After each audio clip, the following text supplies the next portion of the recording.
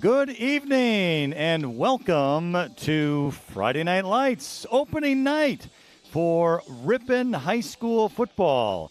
And we are glad to have you on AM 1600 and 93.1 FM WRPN, and also on streaming youtube.com/Ripon Channel. And we are in Nekoosa, Wisconsin. And by we, I mean I'm Lynn Krause, along with my longtime broadcast partner, Martin Ernser. It is a beautiful night for football, and our pregame tonight sponsored by Brewer Heating and Cooling. Marty, when we walked in, I think one of the first things we recognized was just how beautiful the facility is. Just a couple of years old. We are at the Nekoosa Port Edward State Bank Field, and the Nekoosa Papermakers did a great job of getting this athletic complex together. It's beautiful. It's so spacious is what catches you right away, and then you look at the attention to detail of that construction, and it's what a great way for us to begin this season to come to this type of a complex. That makes the 90-minute drive definitely worthwhile.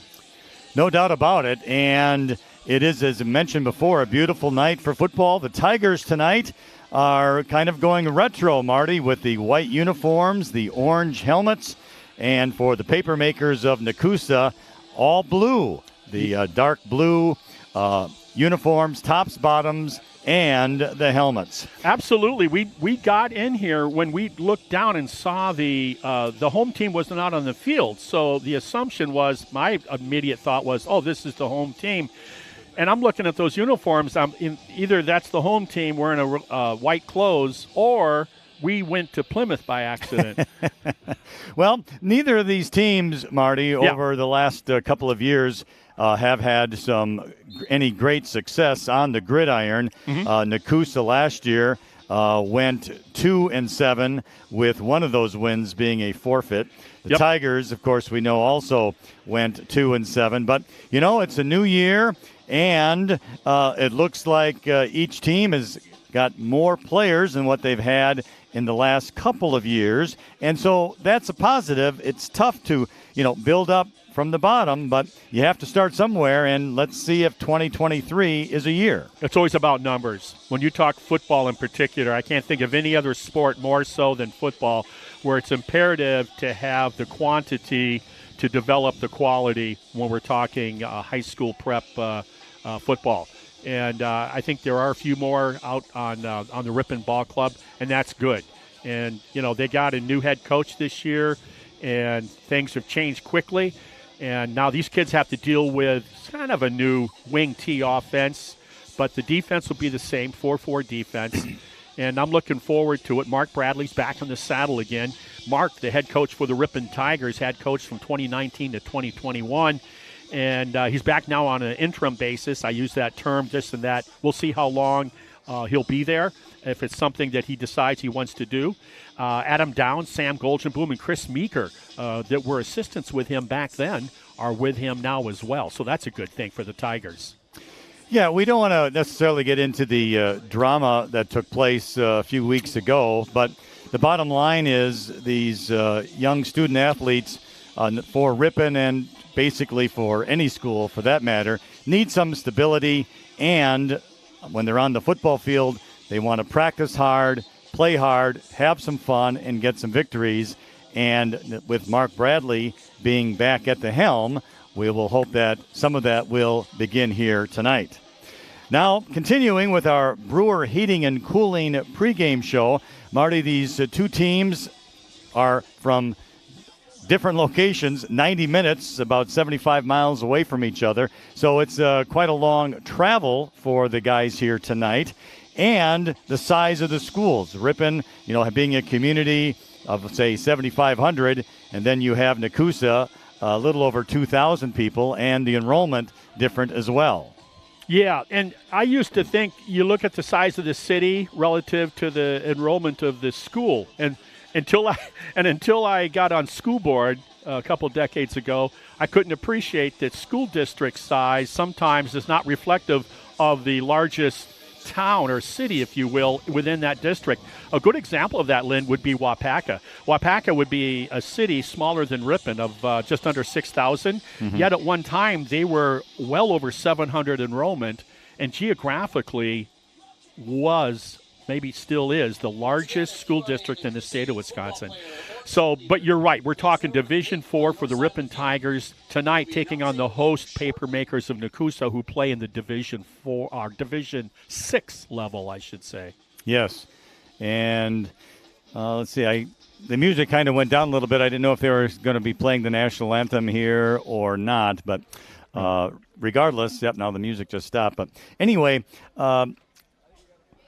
We know for Ripon, they've played a lot of young kids these last couple of seasons, so they do have a lot of returning letter winners, and we can hope that that'll be seen here tonight. Yeah, this senior class is a pretty decent class that have played 3 years of varsity for sure. And I look at this year's juniors as well that made an impact on that team last year for the Tigers, and some of those guys, it really impressed me for being a 10th grader and playing at the level that they did last year. Well, they're juniors now, and then you mix that in with a decent number of seniors. I like the package that's going to be out here tonight on the field for the Ripon Tigers. I think at the skill set positions in particular, it remains to be seen, always in the trenches. We don't appreciate the trench play as much as people that they're always looking at who's touching the football, who's catching it, throwing it, and running with it, and who's tackling it. And we sometimes forget that really the essence of football is blocking and tackling, and that's what happens down in the trenches. So that'll be the question mark as you go into a new season for every team. Yep. Now, one other point that we want to make is one of the transfer students who has come in, who is going to be the starting quarterback, and that's going to be number 10.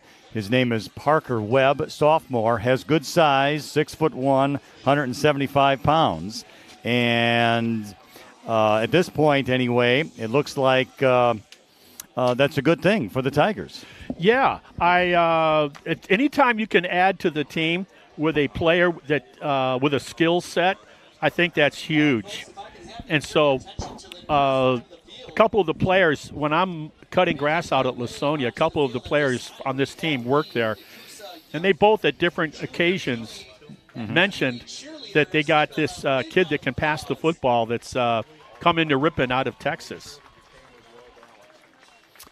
All right, well, one of the things that was going on here tonight, which at Nekoosa to open up the season, was 40 years ago, Nekoosa won their first conference championship, the class of 83, so it would have been the 1982 Nekoosa Papermakers, and I know they're going to be introduced here tonight. And on top of that, we have the junior cheerleaders for the Papermakers that are here.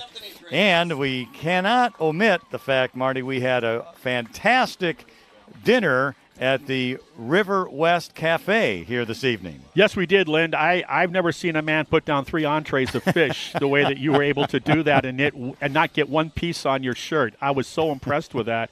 And I wouldn't talk about the blueberry cheesecake you had. You are a competitor at a different level, my friend. Yeah, that blueberry cheesecake was absolutely outstanding. I should be talking. I actually had the 3rd piece of fish. Another thing we want to touch base on, Marty, is the schedule this season for the Tigers. There's a couple of Thursday night games, including one next week, Thursday. And you can tell us why that's taking place. Well, I didn't talk to anybody officially from the WIA office representing them, but my understanding is my son, who coaches down in Illinois, they've been doing Thursday night games for the last 2 to 3 seasons, basically on a shortage of officials. So one way to deal with that is for these officials evidently to be doing double headers on Thursday and Friday evenings.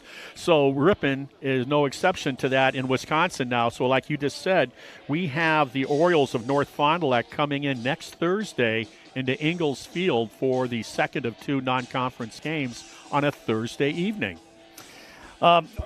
when we talk about Nekoosa and the conference that they're in Division 6, the teams that are in that conference include Wyowega Fremont, Amherst, Shiocton, Wittenberg, Burnhamwood, Manawa, Stratford, and Spencer Columbus High School from Spencer. Spencer Columbus Catholic. Catholic, okay, yep. Put that on your letter jacket, folks.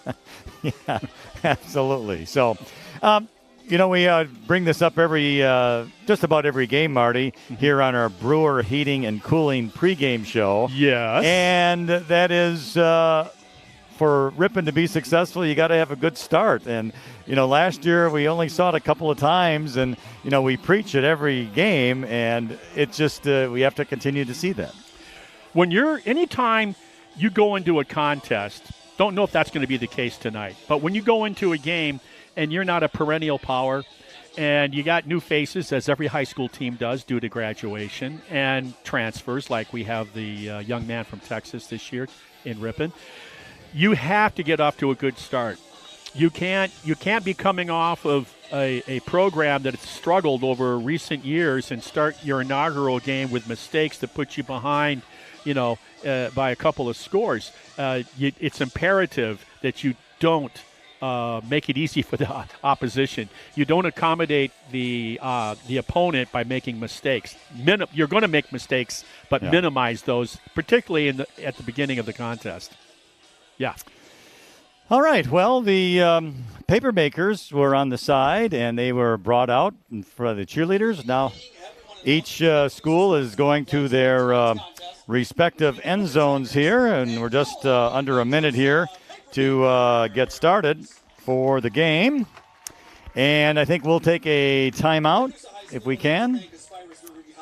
And I believe we're going to do that because we're going to have the national anthem here in just a minute, our Brewer Heating and Cooling pregame show, and the kickoff will be coming your way right after these messages. Holman Automotive Group is committed to providing a professional and positive sales experience along with the best possible service. Their friendly and knowledgeable staff is always willing to go the extra mile to make sure you are satisfied.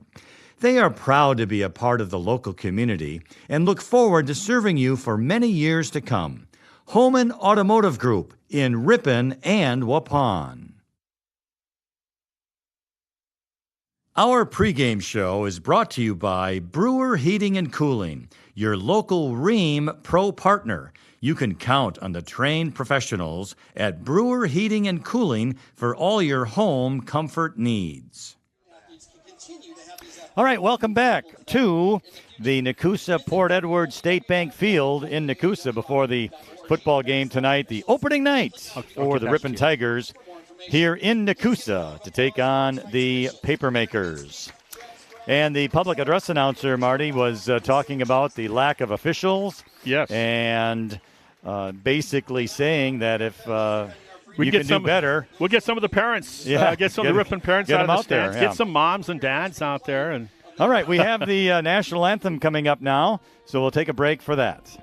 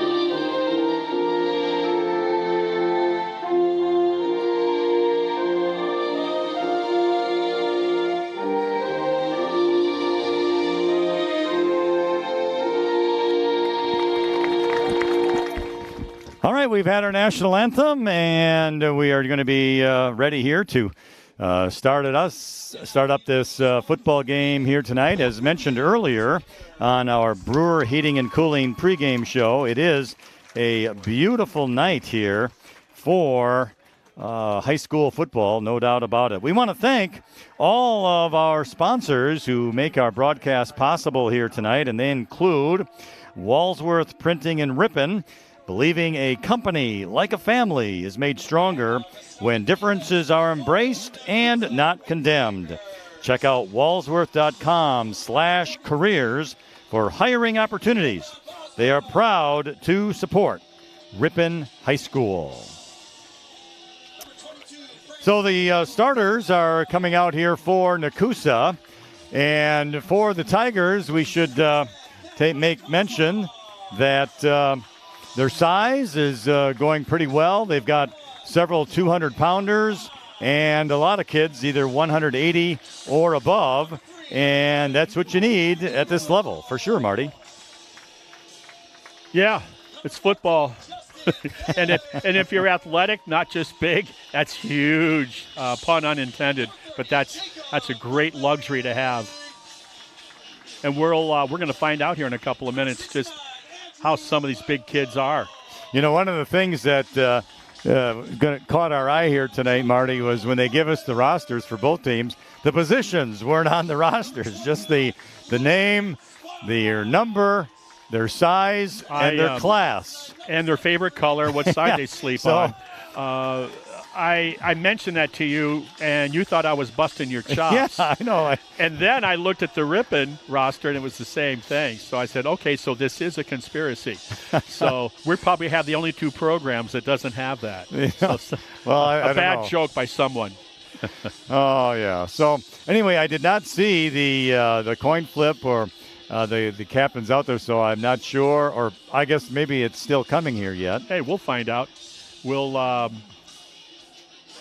We'll get the when they go to each end of the field, we're going to know exactly what's going on. We'll already know they're late. It's 7:04, and kickoff is supposed to be at 7. Yeah, so. It's everybody's first game of the year. Yeah, ours included. Yes. All right. Well, as again mentioned for the Tigers, and okay, so Ripon is going to be receiving the opening kickoff, so we like that. And get things started right away. Looks like Ripon will more than likely, let's see, that's going to be north-south, so I believe Ripon will be defending the south end zone. It will be left to right if you're looking at a radio right now. Walking up to get to this press box, the aluminum bleachers are so new and clean. It's like you wouldn't even want to drop a piece of paper on this stuff. And they're going to be cold come October, I can tell you that, too. Well, we won't be here. Yeah, no, we will not. But anyway, all right, back to receive for the Tigers. We're going to have Parker Stelmacher. He's number 21, and Declan Dudzinski, who's number 3. We'll see what kind of kicker that the Papermakers have. There are also a couple of players up short for the Tigers. And both of these return men for the Tigers did this last season as well. JoJo Bertling does the kicking off, and whoa, he puts it over the head of Dudzinski, but he picks it up right around the 7. He's out to the 15 to the right now. He's going to cut back. He stops at about the 18 and is brought down pretty hard by Jordan Posh of the Papermakers. He kind of hesitated a little. Well, it was a good kick. Timing was thrown off right away because it didn't have hang time, but it was deep, and it threw the intended receivers or return people off. So give credit to the kicking team. Okay, so for the Tigers, it's number 10, Parker Webb, who's the quarterback, as mentioned, sophomore, 6'1", 175. One of the running backs is going to be Jordan Perkins. He's a junior, 6'2", 195. He has good size, and he's a young, talented kid. He gets the ball on a pitch to the left. He gets line of scrimmage, and that's about it, as he was knocked down out there, and a good tackle by Darian Boswell. Braden Dudzinski was the split end, had a nice crackback block, but unfortunately there was more blue jerseys than what Dudzinski was faced with. So nice defensive flow to the play to minimize the 2-yard gain. Declan Dudzinski is now in the backfield along with Parker Stellmacher. Split backfield. Dudzinski goes left. Oh, here's a pitch to the right, but it was a little over Stellmacher's head, but he does pick it up and looks like he's just going to get back maybe to a couple of yards out, maybe to the 18-19, and now it's going to bring up 3rd and about 8, Marty. Well, we talked about making the big mistake, and the last thing you want to do is turn it over in your own 5-yard line. Yeah. Great job of getting the loose ball back into possession and getting some positive yards out of it. But like you said, they're deep in their own territory, needing 8 yards. It is the 18-yard line, 3rd and 8 for the Tigers. And back to pass is Webb looking downfield. Nice throw. It's going to be over the head of the intended receiver, and that was going to be Jacob Riddick. He's a senior, 6'2", 195. Yeah, we could use a Riddick from Hollywood as well. I remember that actor. Pass was just sailed a little too high. So the Tigers will punt, and back to receive a punt is Jordan Posh for the Papermakers. He is on his own 48-yard line. And let's see how the Tigers punting goes here. And it's a decent punt. It's going to be around midfield. Takes a good rip and bounce, though. And it's going to go down at the 42-yard line of the Papermakers. So the Tigers got a good bounce there. Literally added another just under 10 yards more from where had it been fair caught versus to where it bounced to. So definitely helps them out. 10 minutes, 28 seconds remain in the first quarter. No score. Ripon went 3 and out. This is Nekoosa's first possession. Again, now the officials move the ball up to about the 43-yard line. Their quarterback is also a sophomore, Nash Nash Kirchmar is their quarterback. He's a sophomore, and he's going to hand the ball off to the running back, 45. Broke a tackle at midfield. That running back, by the way, is Jacob Bertling, and he broke a nice tackle and gets into Ripon territory at about the 49. That was a trap play off the A gap to the right side, guard center, well executed. You saw where the running back was not even touched until he was about 4 yards beyond the line of scrimmage. And that running back is small, 5'4", 150. The quarterback, 6 foot, 165. Man in motion now to the left, ball at the right hash. He gets the ball again, is Bertling, and this time he goes down, and it's going to be a loss on the play. And nice tackle out there by the Tigers. And let's see, I think that's 51 or is that 61? Well, I don't see a 61, so we're going to give it to Jamison Nordquist, the sophomore, 6-footer, dragged him down from behind for the loss. Good effort, and then, like you said, good gang tackling at that point. So now it's 3rd and 3, ball on the 49 of Ripon. Here's a counter play. Down he goes, short. Wow. And again is the Jamison Nordquist at 51 who makes the tackle for no gain, and it's 4th and 2 now. And give Jordan Perkins pancaked that tight end right into the running back as well, as you said, with Nordquist also cleaning up on the play. Great effort. You see Perkins is on the left edge. All right, it's going to be a quarterback sneak, right? Isn't it? Oh, we got a flag. I don't think they're going to call offsides. Oh, I didn't think the offense was set, so it's going to be offsides Ripon. That's going to give Nekoosa a first down. Why would you? Okay, that they blew the whistle. Yeah, and he's laughing because the coach just looked at him and said, "Why'd you blow the So you jumped off sides. The play was going. Let the play go." And then you can throw the flag, but you don't blow the whistle. All right. Well, I'm one of those parents that has to volunteer for Thursday night officiating, I guess. So that's a tough break for the Tigers. The ball moved down to the 44-yard line of Ripon. It's 1st and 10, 8:40 remaining in the first quarter, no score. So here's the quarterback on a keeper. He hesitated for a moment. He goes up. He lost the ball on the ground. Oh, the ref is saying he was down. I got news for you. He was not. That's a break. That ball was dislodged before the quarterback hit the ground. Yeah, I agree. They missed it. The quarterback, let's see if they're going to talk it over. They're going to say, "Would you see?" Yeah, he lost the ball before he went down. Yeah, the ref on our side was emphatic that the ball was down. Let's see how they rule it. Because, they're not going to overrule them. See, I knew it. They weren't going to. No, they're going to. Well, it's a gain of 10 on the play out to the 34. Wow. So that's two tough breaks for the Tigers here. Yeah. No, I think if you were to watch video later, you're going to see that it would appear that probably came dislodged. Yeah, that's a tough break for Ripon. They need it too. Well, clock continues to roll. Again, this is the first drive for the Papermakers. The ball at the Ripon 34, now 1st down and 10. Kirchmar under center. He gets the ball. He's going to roll right, looking to pass, throws, and it's wide caught open at the 18, down to the 5-yard line. Touchdown saving tackle out there by Tyler Bradley. It appeared to me, Marty, that the defensive back kind of moved up because he thought the quarterback was going to run. He held back and passed. That let the receiver be wide open. Well, you're seeing a lot of how would I describe this quarterback? He's slick. You saw when he did the draw play earlier, quarterback keeper, he acted like he was looking to pass and then tucked and run. He let the blocks take place. Oh, there's a fumble on the snap, but picked up by the Papermakers. That last play, by the way, was for 32 yards down to the 2-yard line where it was 1st and goal.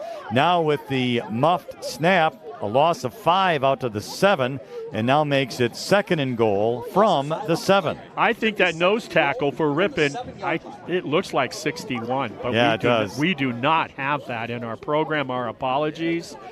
That looks like we've always had trouble with the lettering, picking up the numerals on those white jerseys. All right, Kirchmar under center again. He gets the ball. He's going to roll to the left. Going to keep it, and down he goes at the 7-yard line on a nice tackle out there by the Tigers. And another 55 made that tackle, and he's not on the roster either. No, we're going to have to figure that out at halftime. Wow. Or is that 56? No, I thought it was 55 as well. But yep. Ripon, great pursuit to the flat. He faked the handoff and then hit it on his hip and then went with it. Didn't fool the Ripon defense. Good job. If they can hold here on 3rd and 7. I think that's Bowden Greff, though, 6'1" and 195 pounds, who made that stop. All right, quarterback back to pass. He fakes it. The flag goes down, and then he runs up the middle, and he gets down to about the 3-yard line. And we have a holding call against Nekoosa. So, Marty, they had the ball at the 2-yard line, and now they're going backwards. Yeah, some of that luck that was in their favor. Early, like the holding call on Ripon to give them a 1st down to maintain the drive, and then appeared to be a fumble recovered by the defense. It was ruled no fumble. Now they seem to be and then, of course, that was set up with that great pass to number 8 out onto the flat. Now it's going against them with mistakes. So the ball is resting at the 14-yard line. It's 3rd down, goal to go. 6:32 remains in the first quarter. No score from Nekoosa High School. Ball's at the left hash mark. And here's the snap. Back to pass. Kirchmar looking, throw across the middle. Oh, it's tipped. Nice defense out there by the Tigers. Yeah, and making that defensive play, Riley McCann. Yeah, 53. And he did plays like that a year ago, Riley, as a junior. Yeah, it was just a little off of his fingertips. He couldn't intercept it, and that's too bad because that would have been huge. No, it was a huge play as is. Yep. He defended the ball great, brings up a 4th and long, double digits. Yeah, yes. Defense for Ripon, they're holding very well here inside the red zone. Goal to go from the 14, and it is 4th down. Ball left hash, Kirchmar getting out of the shotgun, and now we've got flags. Looks like Ripon jumped offside. Oh, my. So that's going to put him to the 9. Look at the ball. Just watch the ball. Yeah, that'll put him at the 9-yard line. So that's a tough call. I guess an easy call. Tough play.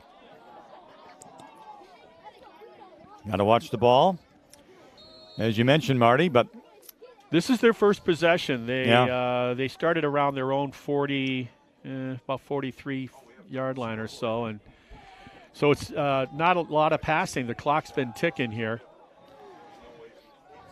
All right, 4th and goal from the 9. Kirchmar under center, I formation. He's back to pass, looking right, going to throw right, and it is caught for a touchdown by Jordan Posh, the junior receiver, and Nekoosa will strike first. What a nice play, too. He's only 5'6", a buck and a quarter, but he's an athlete. Good hands. Good composure by the quarterback. Had time to pass, take his time. Yeah. If there's one thing you want to watch, you watch number 10, and he's a good player, the quarterback for the Papermakers. He doesn't look off. He looks right where he's going to pass right away. So the Ripon defense can use that to their advantage. Point after touchdown kick is up and good. So now it is Nekoosa 7, Ripon 0, 6:22 remaining in the first quarter. And we are going to take a timeout and be back in just a moment.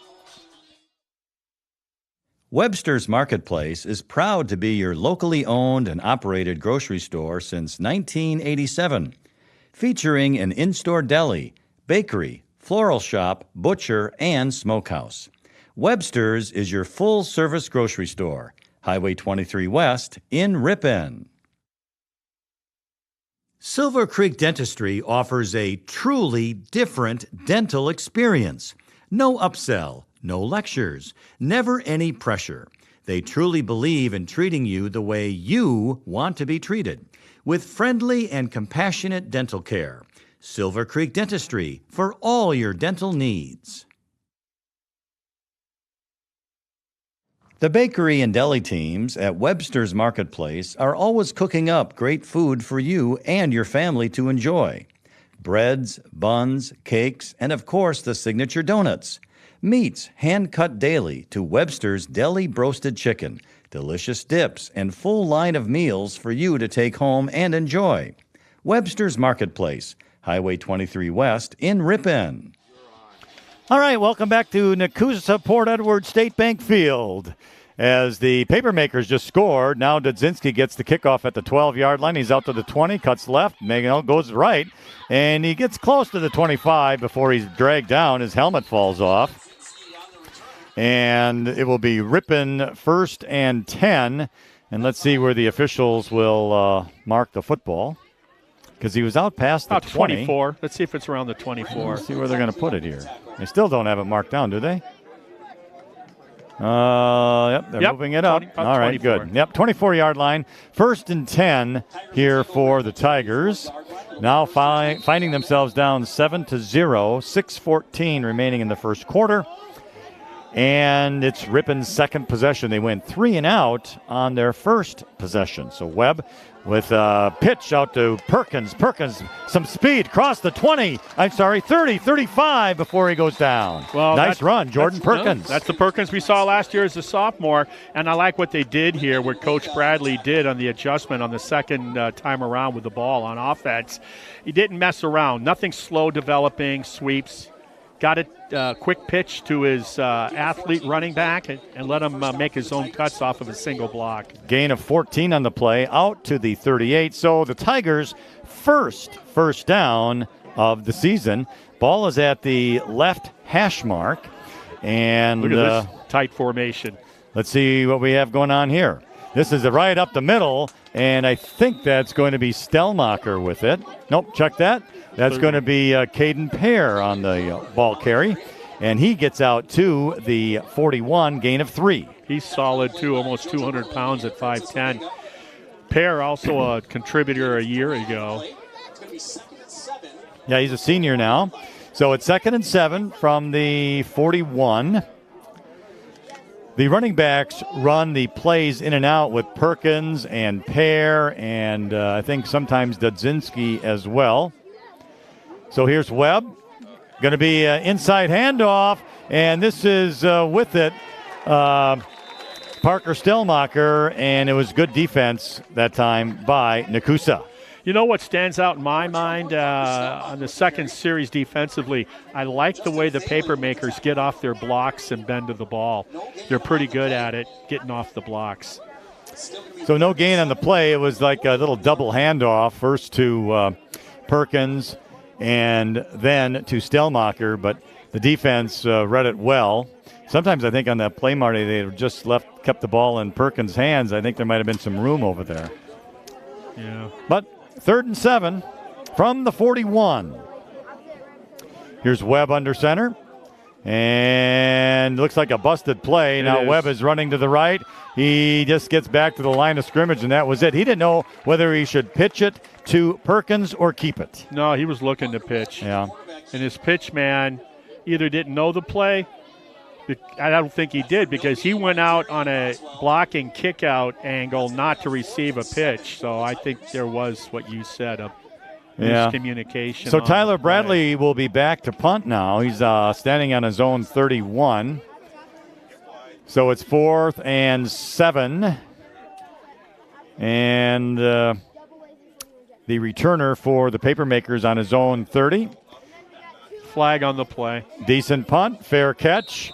The fair catch made by Nash Kirchmar. Smart catch. He realized it's going to go for additional yards if it hits the turf. So he caught it and then took that knee. And see what the flag is. Yeah, don't know. Looks like it's against the Tigers. I'd make him kick over. Well, let's see where we're at here. So the officials going back out on the field after talking to the Nekoosa coach. His name is Derek Baker.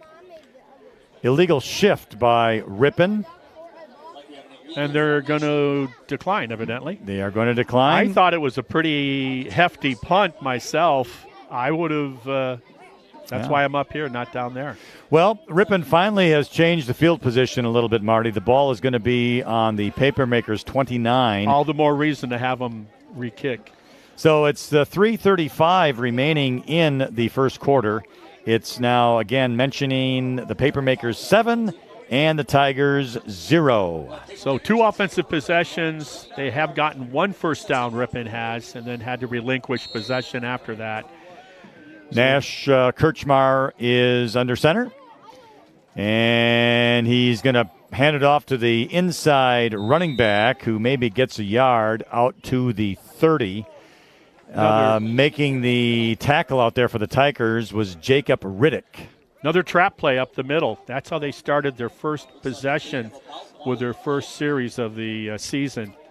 Only they were able to break that one off to the right-hand side for considerable more yards. Good job by Ripon stuffing that play. All right, 2nd down 9 from the 30 out of the shotgun. Now is Kirchmar, the quarterback. He's going to keep it, pauses, goes left side, breaks the tackle, gets across the 35, maybe to the 36, and making the tackle out there for the Tigers. I turn around so I can see that number. It looks like that's going to be Parker Stellmacher. He made the tackle on the play. So now it's a 3rd down and about 3 from the 36. If you're Ripon, you're down early. It's a 3rd down situation. They got the ball just beyond their own 35-yard line, the Papermakers. Big opportunity for Ripon to make them punt here if they can hold them. Under center is the quarterback for Nekoosa. Hands the ball off straight up on that left side tackle, and he's going to get enough for the first down. Making the tackle was Caden Pear for the Tigers. Just a power play, Marty. Boy, was that ever. What a quick hitter. There was no there was no dancing in the hole. That was, here we go, boys, and they got enough to get the first. Good job by the Papermakers when they needed that first down. Out to the 42. So it was just a basically gain of about 4 yards, but enough for the first down. Ball on the left hash mark. Here's the snap. Hand off to the running back. Goes to the right side. Breaks a couple of tackles there, but just gets back to the line of scrimmage. It could have been a tackle for loss, but just wasn't able to quite do it. And making the stop, Riley McCann for Ripon. Jordan Perkins as well. Matt, did these running backs finish their run for Nekoosa? I mean, there is some high impact going on. Ripon sticking their nose in there, but a lot of times paying the price. Francisco Vega was the running back there, and he's a big kid too, 6 foot, 195 pounds. Yeah. And he gets the ball again right up the middle, and he gets to about the 45 before being taken down once again. And it looks like Riley McCann on the stop. Declan, let's see. Nope, that's Parker Stellmacher, who also assisted. We're coming down to a minute remaining in the first quarter here, with Nekoosa leading Ripon 7-0.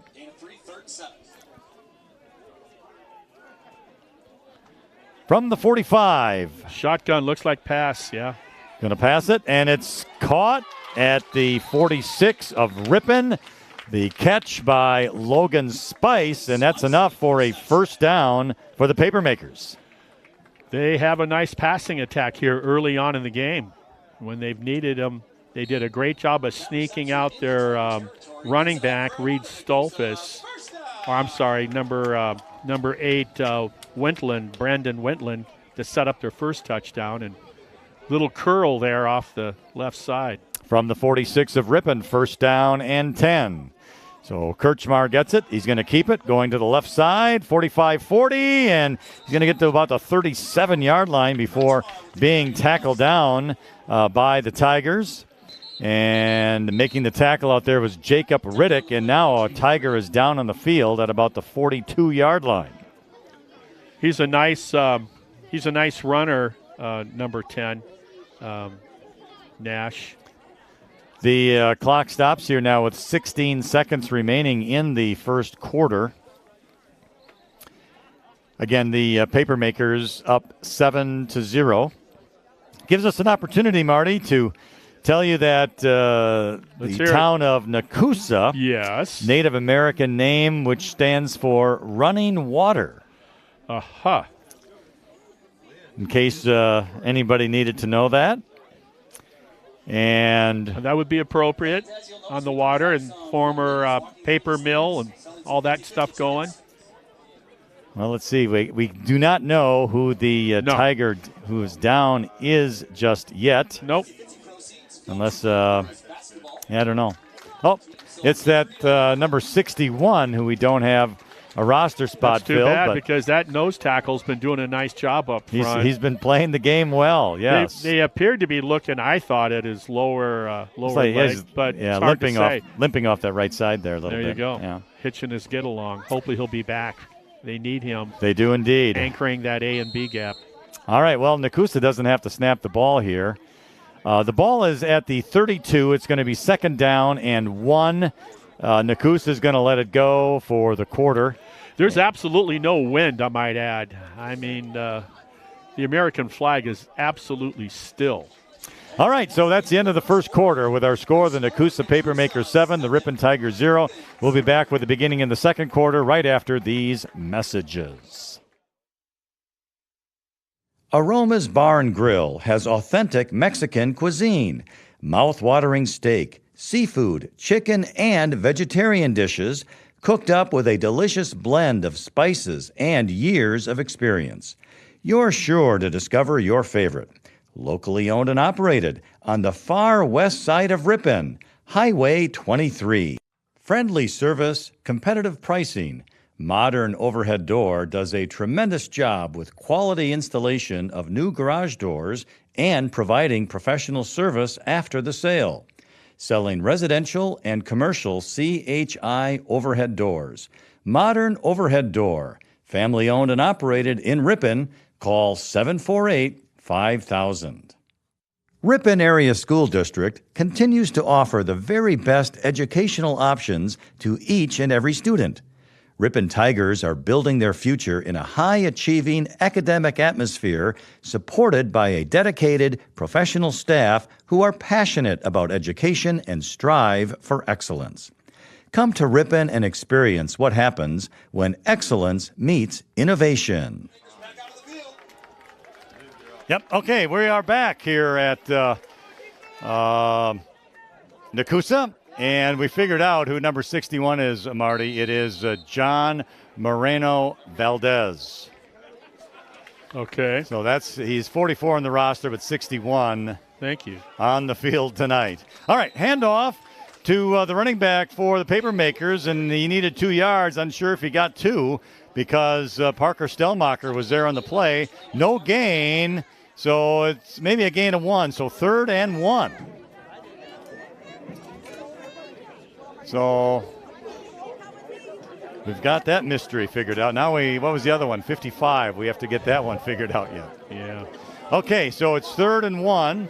Kirchmar under center. Going to hand the ball off on the left tackle. And the running back there was Vega, and he's going to get the first down. Not by much. He didn't need much. He didn't need much, yeah. He can just fall forward. I mean, that's basically once he made contact, was able to fall forward a couple of yards.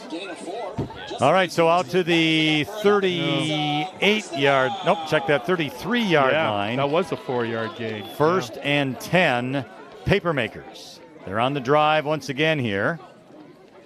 Kirchmar. Look at that. He gets sacked. Perkins, they moved Perkins from the edge up to the A gap. He jumped the snap and took that QB down for a sack before he even had a chance to hand off. How's that for quick from number 5 for the Tigers? That a boy, Jordan Perkins. Good job. And the Tigers needed that. It's a huge loss.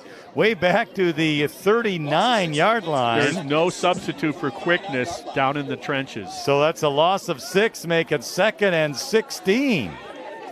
All right, so Kirchmar's under center, ball's to the left hash. Here's a pitch to the running back, trying to get to the right corner. He's got the 35-30, 25-20, and he's going to get knocked out of bounds right around the 15-yard line. The Ripon player, I'm watching, I won't give his number, but he's watching the ball and not watching what's in front of him. He had the angle and just got taken out on the block. Max Huber saved the touchdown for the Tigers. Oh, but he stepped out of bounds much earlier than that, Marty, at around the hey, leave me out of this. 17-yard line. I thought he was inside the 5. Nice power sweep, by the way. He stepped out at the 15 or 17, and now what do we have? Nice execution. We're going to have a timeout here, looks like. And it's Ripon who's going to take a timeout. We will take it with them, and we'll be back right after these messages. Our pregame show is brought to you by Brewer Heating and Cooling, your local Rheem Pro partner. You can count on the trained professionals at Brewer Heating and Cooling for all your home comfort needs. Holman Automotive Group is committed to providing a professional and positive sales experience along with the best possible service. Their friendly and knowledgeable staff is always willing to go the extra mile to make sure you are satisfied. They are proud to be a part of the local community and look forward to serving you for many years to come. Holman Automotive Group in Ripon and Waupun. Our halftime show is brought to you by MPB Builders, known as an industry leader in post-frame construction. You can trust MPB Builders, a 13-time winner of the National Frame Builders Association Builder of the Year Award. All right, welcome back to Nekoosa Port Edward State Bank Field. It's 1st and 10 for the Papermakers, and once again, Marty, it's a quarterback sack. But Jordan Perkins again jumping on the line in the front and makes the sack. Isn't it interesting how sometimes players are discovered at different positions just for whatever reason? He's really disrupting things out there. Yeah, it's quick. And he's coming off the ball when the offensive guards are coming off the ball. He's coming off the ball. Penalty. I bet they're going to call offsides. It was too quick for the officials. Yeah, it looks like it's an offsides penalty. That's too bad because Perkins made a really nice play there. I'd like to see a replay of that. Yeah. So it's a 5-yard gain now beyond the penalty. So the ball is now going to be placed at the 12. Yeah, and that 1st and 5. And I'll tell you, it's going to play. Yeah, he tried to guess the snap there. Yeah, you got to stop doing that. Yeah. But anyway, what that's going to do, what he's doing, doing what he's doing, Perkins. Don't think for 1 minute that's not with the center and the guards and even the quarterback, that they're not thinking about number 5 right now. Yeah. It's going to have a lot of effect, just that alone. Well, the ball's now at the 7-yard line, goal to go, so it's going to be 1st down Kirchmar is under center. And he is going to get the pitch off to the running back inside the 5. That is going to be Bertling on the carry. And he's going to get down somewhere around the 3, I believe, or 3 or 4, 3-yard line. So he's going to gain about 4, 2nd and goal from the 3. Clock running, second quarter. It's Nekoosa 7, Ripon 0, and Nekoosa 3 yards away from scoring the second touchdown. Handoff right to the running back up the middle. It's a touchdown by Francisco Vega for the Papermakers to make it 13-0. Yeah, Vega is automatic. He's going to give you at least 4 to 5 yards when he touches the ball. Good drive, aided with some penalties by Ripon, yeah. But that's going to come. All right, so Nekoosa will do the point after touchdown kick. That's going to be JoJo Bertling doing the kicking for the Papermakers. Waiting for the snap. It's a good one. The kick is up, and the kick is good. That kicker is 5'8", 235 pounds. He's a big kid, that's for sure. He got some leg behind him. The kicking bowling ball. My goodness. Well, with the point after touchdown extra point, it's now the Papermakers 14 and the Tigers 0, exactly 9 minutes remaining in the second quarter. Yeah, so the challenge will be for the Tigers with their third offensive possession coming up is to see if they can sustain a drive. They were 3-and-out the first time, Lynn, I think you said, and then they got a first down with a quick pitch to Perkins, and he worked his way upfield for a 14-yard first down, and then they eventually had to punt. Let's see if they can sustain. It's kind of like that crawling and walking and running thing. So let's see if they got a little more better idea what they want to do on offense against this Nekoosa defense. But having said that, we got special teams first. Papermakers obviously kicking off, and back deep for the Tigers. Declan Dudzinski, number 3, and Parker Stelmacher, number 21. I just love this complex. You see that big N out there. It almost looks purple. You're thinking, oh, we're playing Northwestern Wildcats today. Yeah. Well, Northwestern is going to come into play, Marty, at halftime when I pass along some great Nekoosa information for you. I am on the edge of my seat. As well you should be. Here we go. It's a dribbler as far as the kick, so it's taken at the 30, 35, cross to the 40, and running the ball back was Braden Dudzinski, the sophomore, 5'10", 150. Hey, Braden, that was a heck of a scoop. That's a great infield play. You got this thing that's spinning and bouncing. He took the one-hopper, never even fumbled it whatsoever. And then when he was about to make contact, two hands on the ball. You saw that wrap up, too? too? Yeah. He did indeed. Well, Ripon has good field position here. Their best. At their own 42-yard line, 1st and 10 for the Tigers. Let's see if they can get something rolling here. Down 14-0 here in the second quarter. 8:55 remaining. So here's Webb under center. Back to pass. He's going to get sacked. Oh, he pitches it off, but no, he was in the grass, the official says. So he is going to get sacked back at the 36-yard line. So that's a tough loss for Ripon. Yeah, they haven't been able to establish their running game. In high school, unless you're a high-powered passing offense, in high school you have to establish your run. And until you do that, you're not going to be taken seriously by the defensive opposition. So you got to find a way.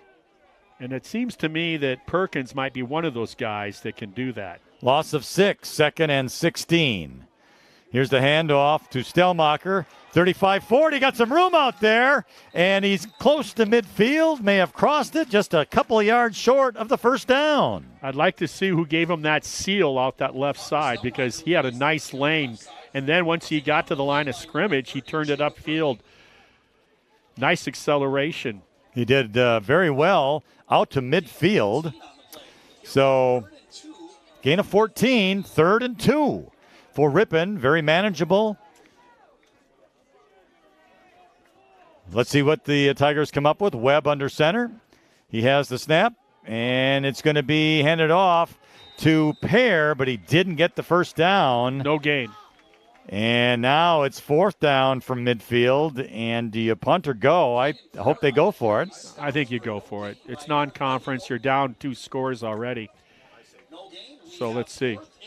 Let's see what they do on it. Yeah, you got to go for it. 4th and 2, midfield. You can't have your defense play the whole first half. Here we go. Here's the play. Declan Dudzinski is bringing in a play. Yeah. A lot of times they'll have the quarterback kind of run over to get the play from the coach, and I think with a stable of running backs, I assume that's why Coach Bradley's doing it the way that he is. All right, Webb goes under center here. And he gets a snap, pitches left. Got the first down is Declan Dudzinski on a quick pitch to the left side. That's exactly what it was. And what they did, they lined up wide to the left side, slot to the left side, and that's where the quick pitch went. So you got the extra stock blockers with the slot and the wide receiver to the side that they chose to execute the play. Needed 2 yards, got 3 to the 47, 1st and 10. Ripon in Nekoosa territory for the first time this evening. Well, this is their 3rd possession, and this is by far their best success they've had offensively in terms of moving the ball so far. Back-to-back first downs. And we'd like to see it. Clock rolling, 6:15 remaining here in the second quarter. So we've got Pear in the background. I believe that is with Stellmacher. Stellmacher has it, going to the right side, 45, breaks a tackle, 40, close to another first down before he's knocked out of bounds. Good run, Parker Stellmacher. Well, and guess who he juked? Try number 22, Francisco Vega. He left him grabbing air. Now, the one thing I'd like to see him do is shift that ball away from the pressure to the outside arm, because all your hitting is coming from the pursuit side. You don't want to give him any reason to ruin the drive. But what a great individual effort, and he did a great job of setting up the first would-be tackler in the open field, in space, if you will. Gain of 13 to the 34, 1st and 10 Tigers, ball at the right hash. So Ripon's damage is coming on the outside edge, not up inside the tackles. Okay, Webb, going to be an inside handoff way back. Stellmacher, can he get to the outside enough? No, he's going to lose some yardage. Out to the 41. That's the second time they've tried that play, and it has not worked either time. Well, there's no blocking up front. That's to put it simple. There was no blocking up front, and that's what did it. And that's why they've been successful to the edge with their speed to the outside, trying to use a little misdirection. That was that double reverse inside handoff that Ripon made so famous back in the Gordy Gillespie era, when they would come away with some gold footballs. Loss of 7 to the 41, 2nd and 17. All right, Webb's back to pass. He's going to look. He's going to throw, oh boy, way downfield. It's going to be a jump ball, and it's going to be knocked down. Jacob Riddick was the intended receiver, but he was the only Riponite there, along with 4 Papermaker players. Just be happy it wasn't intercepted if you're a Tiger fan. So I'd like to see what Ripon's going to do now on 3rd and 17. You want to get at least half of that. Clock has stopped now with 5 minutes and 10 seconds remaining in the second quarter. So let's see. So with the ball on their own, or on the 41 of Nekoosa, you'd like to get that ball down close to the 30-yard line. Webb under center, going back to pass, looking left, going to throw downfield. He's got Riddick. Oh, and he couldn't quite make the grab inside the 10-yard line, but Riddick had gone beyond the Papermaker defenders. That would have been a tough catch. It would have been. He upset that left wrist hand area. He's off the field. Yeah, it would have been a tough catch, but like you said, he had him. All right, so now it's 4th down, and Ripon will punt. This is going to be Tyler Bradley back to punt now for the Tigers. It's the right decision to punt here. And it's a kick down inside, right around the 10-yard line. It's caught. Breaks a couple of tackles, gets across the 20, 25, down at about the 29-yard line. And making the tackle for the Tigers was the quarterback, Parker Webb. So they had a chance to get him right at the point of the catch. But he kind of split the defenders. Oh, he's crafty. He's quick. Yeah, that's that Jordan Posh, the junior. So now it's the Papermakers ball on their own 29-yard line, where it is 1st and 10. There's 4 minutes, 51 seconds remaining in this second quarter. The Papermakers 14, the Tigers 0. Kirchmar hands the ball off. Is there a fumble on the play? Yeah.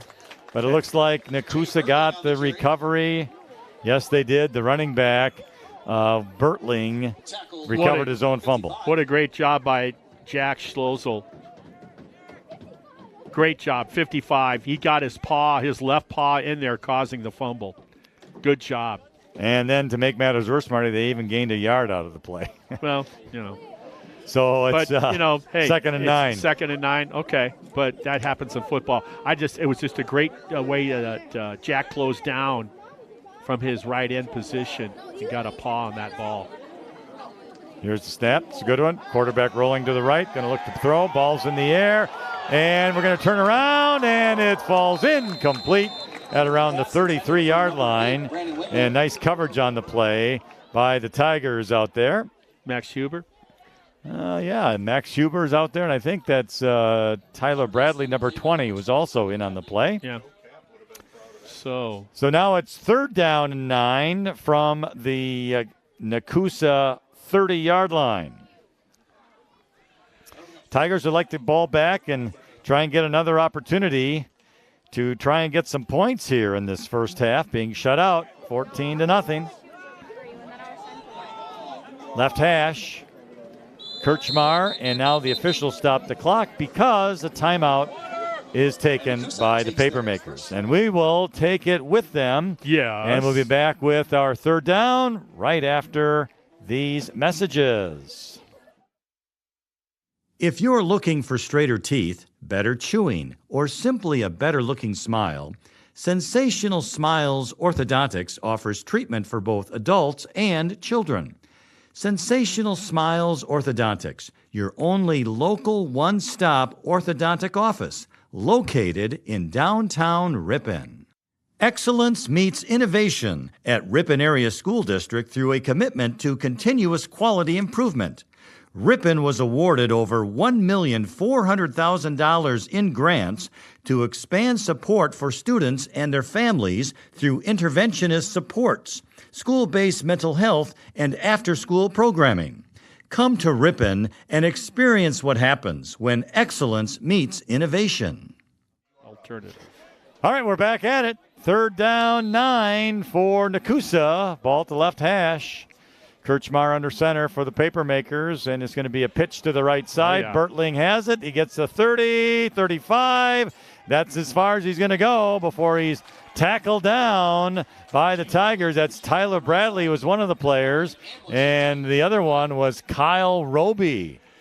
That was a nice job. Parker Stellmacher had outside contain, and he got a kick-out block into his, allowed that running back to cut it upfield for those effective yards. But it's interesting to me, with the exception of the first play of the game on the trap play by Nekoosa, most teams are doing most of their damage off tackle or off the edge. So the ball's out at the 36. It's 4th down and 3, and it appears the Papermakers are going for it. Interesting, isn't it, given the territory? And now a timeout, and this time that'll be Nekoosa. Really? Yep. Really? Ripon takes the timeout. Wow. I'll guarantee you who was getting the ball there. Who's getting the ball there. It's going to be Francisco Vega, I'm sure. Yeah, more than sure. 3 minutes and 10 seconds remaining in the second quarter. Again, Papermakers 14, Tigers 0. I got to say this, Lynn. The ball is on Nekoosa's own 36-yard line, and they need 4 yards plus to get a first down, and they're going for it. What are they telling the opposing defense? They don't respect him. Yeah. They're telling you know what? We feel really good about getting, close to 5 yards on you guys deep in our own territory. I'd be using that during that timeout to motivate my defense. Well, let's see what happens on this play. It's going to be Kirchmar under center. Watch number 22. He'd be my guess, my money. Well, are you kidding me? Are you kidding me? The Ripon player jumped off sides, John Moreno. Well, and how uneventful is that? I think that's what Nekoosa was going to do all along. Don't know. We'll never know. And then take the timeout if they didn't do it. I'm not so sure. I think they I wanted to see the play. Well, that's too bad because now that gives Nekoosa another first down on penalty out to the 41. Yeah, so Ripon's got, I'm going to say unofficially 4 offsides defensively. Yeah, and I think 2 of them have gone for first downs. That's unfortunate. Effective. Well, it's unfortunate. All right, first and 10 from the 41. Out of the shotgun, Kirchmar. He's going to throw left. The ball was tipped at the line of scrimmage. Not sure if it was Caden Pear who got the tip, but someone did. And the ball falls incomplete. And too bad it wasn't a little further because there was 2 Tigers waiting to intercept. That was an outstanding push by that front 4 for the Tigers. They run a basic 4-4-D. That was a great push, the best I've seen so far in the game. I mean, they really had that O-line collapsing. It's almost like they knew the play in terms of it going to be a 5-step drop pass. Ball is located at the right hash mark, 2nd down and 10, again from the 41-yard line. Kirchmar under center. And he is going to take the snap. Man in motion, gets a pitch. He's going to cut inside. Good defense out there. Jack Scholzel did a great job of making the running back cut in. Yes, he did. He took the edge away, forced it back up inside into the pursuit. All of a sudden, we're calling Jack Scholzel's name here a couple of times on this drive. Clock running. It was a loss, by the way, of about, 4 yards. So it's 3rd down 14 from the Papermakers 37. Clock rolling. 2 minutes, 30 seconds remaining in this second quarter. As mentioned, it's the Papermakers 14, the Tigers 0. Looks like the Papermakers are going to let the clock run down and then end up taking a timeout, would be my guess. And that's exactly what they have planned to do. At halftime tonight, it's our MPB Builders halftime show. And we're going to have a couple of breaks, of course. And then we're going to talk a little bit about Nekoosa and some of its sports history, which I have found fascinating. That the little village here of Nekoosa has so much sports history from not necessarily recently, but 100 years ago. That's okay. And it is okay. And I found it fascinating, and I'm going to have to share that tonight on our MPB Builders halftime here in Nekoosa. Yeah, last year, Jack Scholzel was number 84. So I was trying to figure that out. Well, he's still playing the outside linebacker type position. Yeah, but he was playing tight. He was playing wide receiver too, and I like him focusing more where he's at here. He's a natural for that position.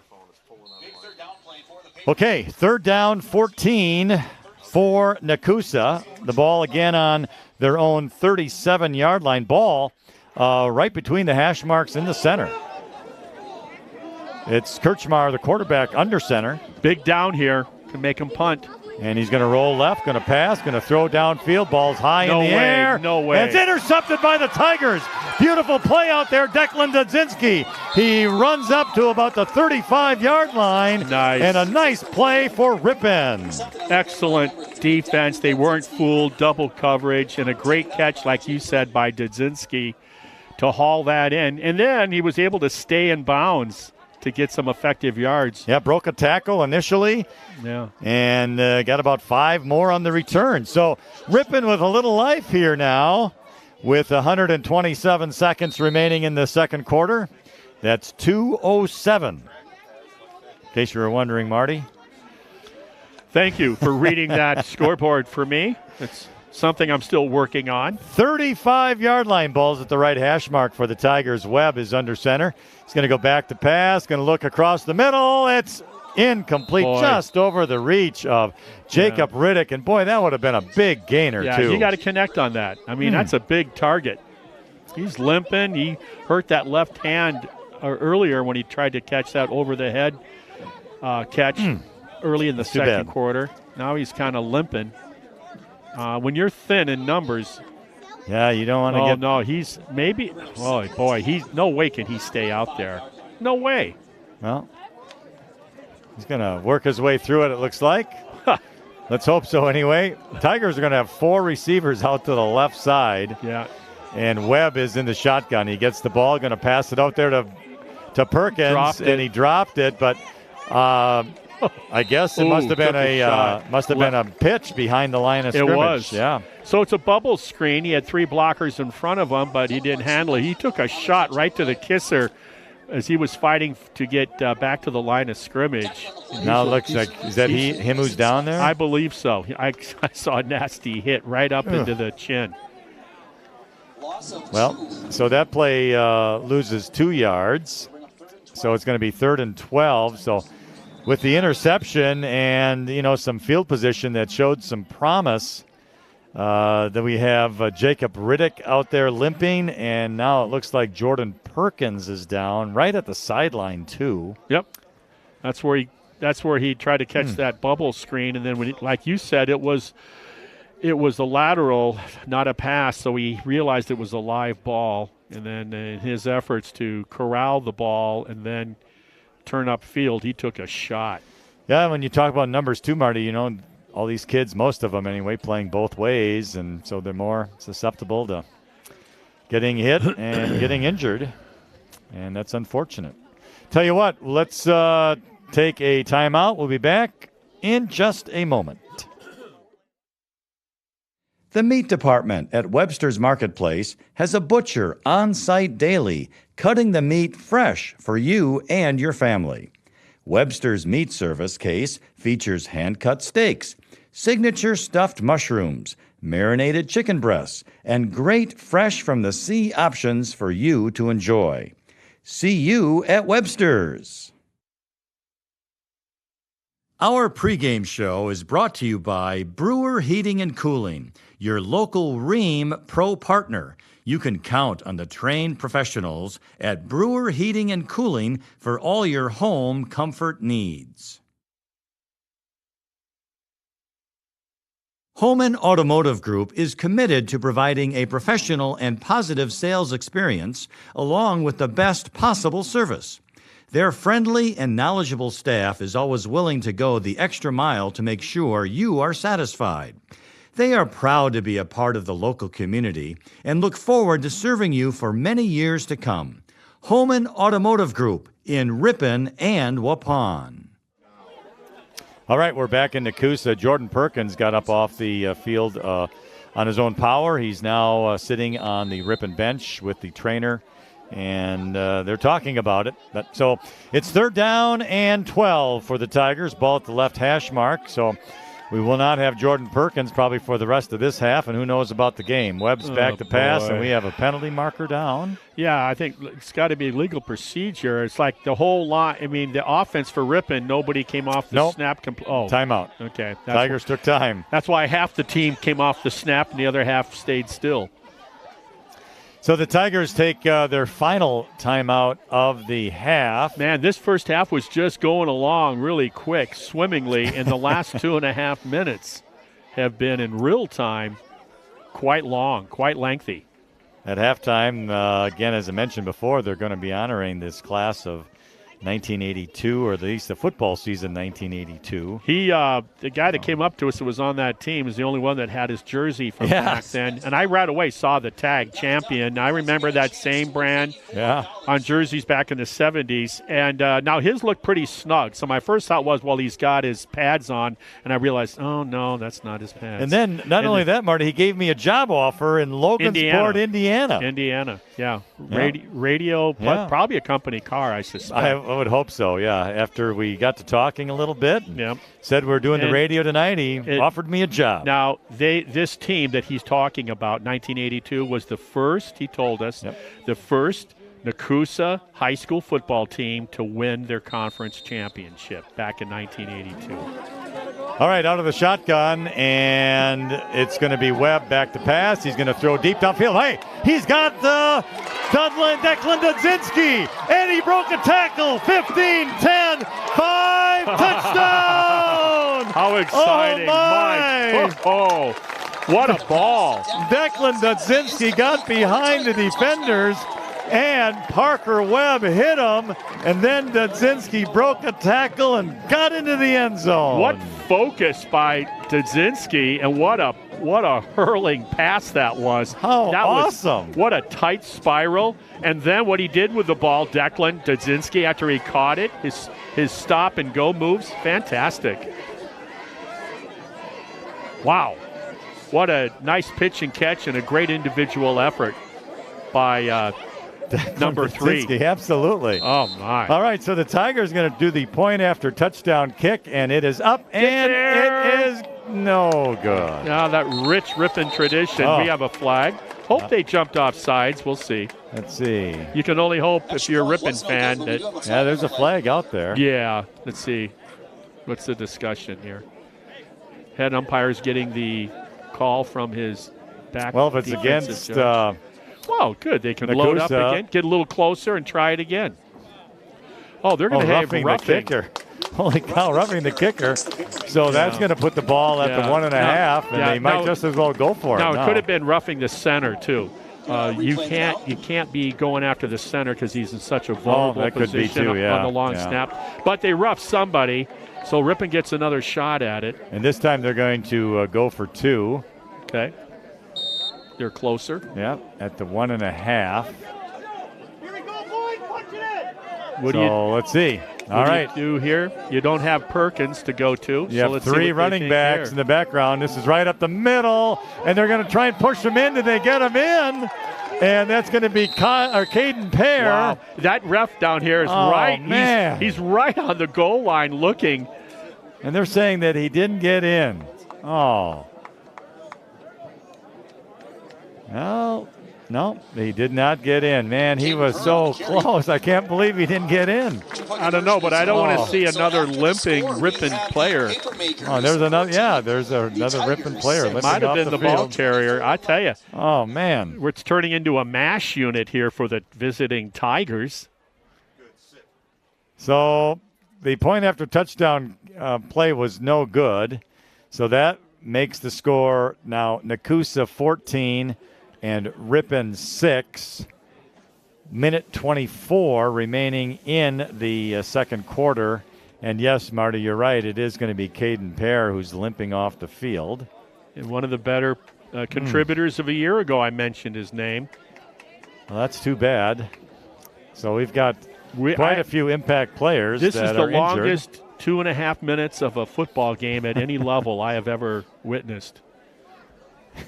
Well, it is stretching. We're only, what is it? We're only, hour and a half away for when Cristiano's opens up for breakfast back in Ripon. I might have to hit them on the way back into town.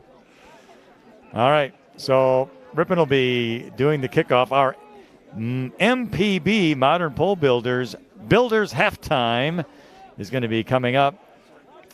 And we're going to also then give you some Nekoosa sports history. Yes. There's a little squib kick for sure at around the 38. Nice tackle made out there. That's Max Huber. How's that for form tackling? Boy, that was perfect. It's kind of hard to run when you don't have feet with you. Nice job by the veteran. Yeah, nice looking job there. So Nekoosa gets the ball. They have 1 timeout remaining. There's 1 minute, 22 seconds in the second quarter. Which is an eternity, evidently. So the ball's going to be at the Nekoosa 38-yard line, first down and 10, left hash mark. And, all right, let's see what's going on. Out of this shotgun is Kirchmar, the quarterback, going to throw to the right, and it's going to be caught. Wow. 40, 45, down to about the 47. The catch made out there by Brandon Wintland. What a nice fingertip catch by Whitland. He's the one that caught the first pass of the game for either ball club to set up that first score on their first possession. Gain of 8, 2nd and 2 from the 46. No huddle. Kirchmar back to pass, throwing downfield, incomplete, way over the intended receiver, who was Justin Thielen. So 55 seconds remain in the second quarter, and it's 3rd down and 2 for the Papermakers. He's got a nice little quick release. He's a nice athlete. Just a sophomore, as mentioned. Nash Kramer. Tall kid, 6 foot, 165. Yeah, figure he'll be probably, 175 next year at that height. If he eats at the River West Cafe, he will be, and those wonderful pies. Yeah, absolutely. All right, Kirchmar keeps it, zigs feet. around inside the 50, got a first down to about the 46-yard line. Nice run there by Nash Kirchmar. From the 46, first down and 10. Francisco Vega out wide or in the slot position. Back to pass is Kirchmar throwing to the right side. Incomplete. In and out of the hands of Jordan Posh. He was covered by 3 Tigers out there. Tyler Bradley was one of them. Carter Kissinger another. Posh caught that first touchdown pass of the game. And Posh, I believe, was one of the members of that girls' rock group. I cannot remember their name. That was her. She was married to some famous soccer player. I'm glad you keep up on the celebrity gossip there, Marty. I try. You handle the sports, and I handle what's happening in Hollywood. Clearly not very well. No, I don't. Add. Can't remember the names. All right, Kirchmar back to pass. He's going to throw down the middle. Incomplete. No receiver was there. And Tyler Bradley was the defender. Yeah, and that was good pressure being applied by John Moreno Valdez. Made him throw that ball away, in essence, is what he had to do.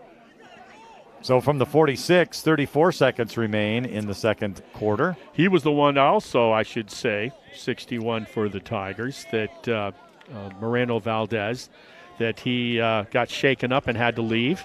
And now it's good to see back at his defensive interior tackle position in that 4-4 defense. 3rd and 10. Kirchmar out of the shotgun. Going to go back to pass. Nope, he's going to keep it. Goes to the right side. 45, 40. He has the first down. 30. Oh, no. Race to the end zone. 20, 10, 5.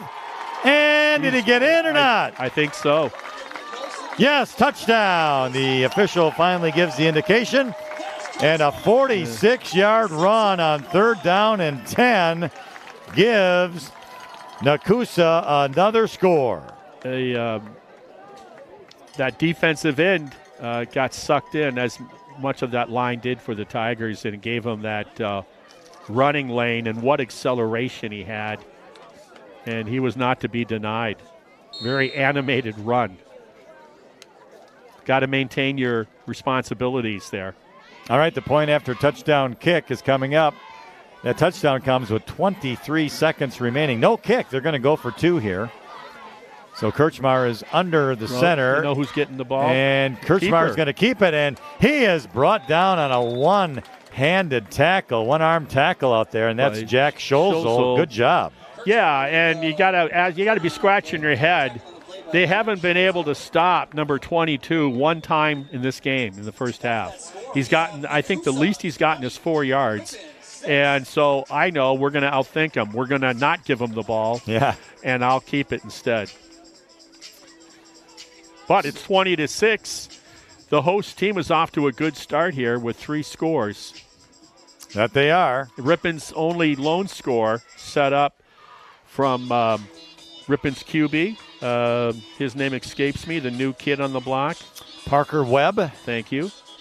To Declan Dudzinski on a wonderful effort. A well-thrown ball. Tight spiral by Webb. Webb to Dudzinski. And then from there, just an individual effort from about 25 yards out of, dipping and dinking all his way in, getting guys to miss him. Dudzinski on just a great individual effort to get the 6. On the injury front, Marty, Jordan Perkins has his uniform off, so he's done for the night. Yeah, when I saw him get hit, I thought he got kissed right up in the head area. That might be it. And they're still working on Caden Pear over there. Here's the kickoff. And it's going to be taken about the 5-yard line by Stellmacher. 10, 15, right side, cuts up the middle, 20. Down he goes at about the 21-yard line. Well, you got 16 seconds to work with. Well, they'll probably – I don't know what they're going to do. I guess we'll find out here in just a moment. Oh, yeah. I mean – I don't know. I would probably just I wish I would have hand the ball off and take your lumps and reassess here at halftime. It's 11 minutes after 8. I cannot believe we're still in the first half. And it was going quickly. I made that comment because there was not too much passing going on, not too many penalties in that first quarter. And all of a sudden, with less than 3 minutes left, that was quite some time ago. All right, well, let's see what we have. Two scores ago. 16 seconds. It's going to be Webb out of the shotgun. Going to go back to pass. He's under pressure. He's going to throw the balls high in the air. Out. Oh, boy. Hey! And it's caught by Declan Dudzinski. He does get out of bounds at the 49. What a play by Declan Dudzinski. 2 big catches tonight, and they've been huge. Jump ball. Nice job. Gives them life. Gives them another play. It certainly does. So he's at the 49-yard line, 1st and 10. Big gainer for the Tigers, 28 yards. Now Webb again on the pass. Oh, and it's incomplete. Boy, if the receiver could have just had a little more yardage out there, that was Carter Kissinger. That would have been right in his hands. But that's it. That is our halftime.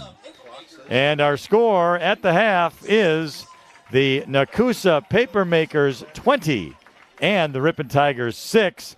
Our MPB Builders halftime show starts now.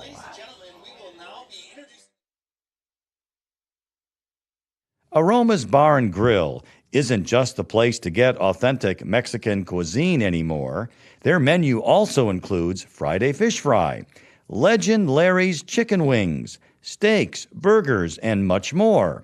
Experience authentic Mexican cuisine and the expanded menu items at Aroma's Bar and Grill.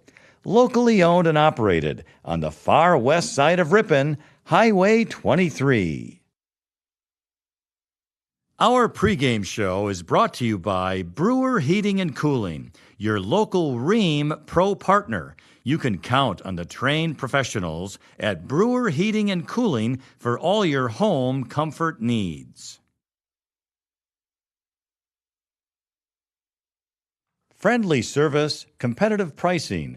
Modern Overhead Door does a tremendous job with quality installation of new garage doors and providing professional service after the sale. Selling residential and commercial CHI overhead doors. Modern Overhead Door, family owned and operated in Ripon. Call 748-5000. Our halftime show is brought to you by MPB Builders, known as an industry leader in post-frame construction. You can trust MPB Builders, a 13-time winner of the National Frame Builders Association Builder of the Year Award. Ripon Area School District continues to offer the very best educational options to each and every student.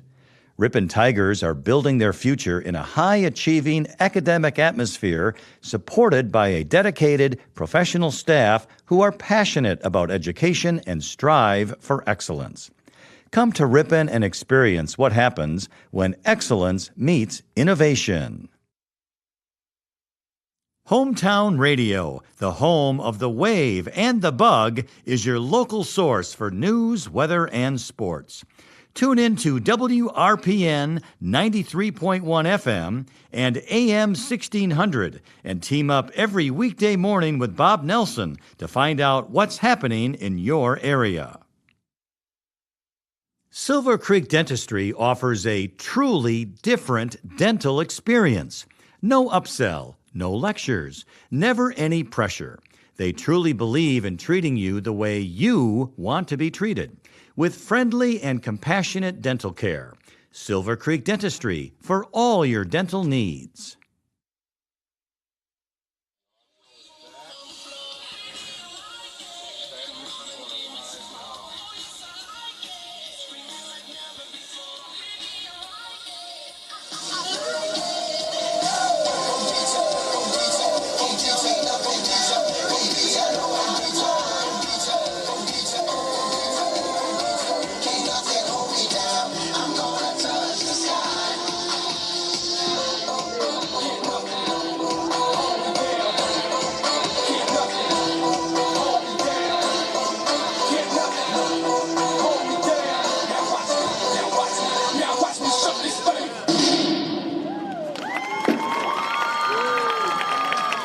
Your Nekoosa Junior and Pee Wee cheerleaders, one more round of applause, folks.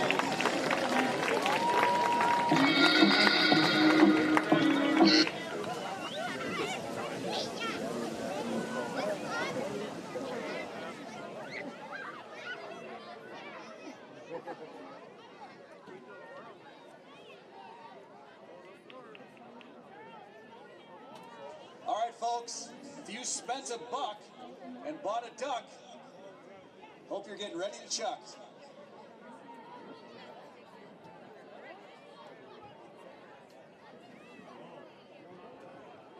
That target is not very big, so hopefully you've been practicing by throwing ducks in a lake or something.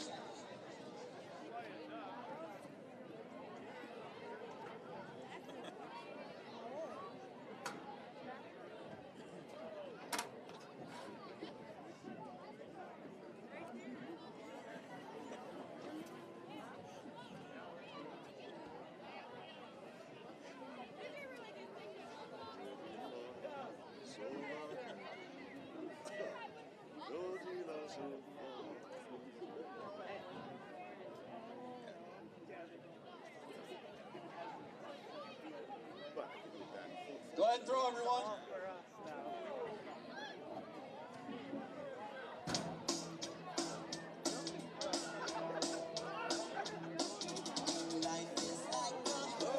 Oh my gosh, we have one really close to that football.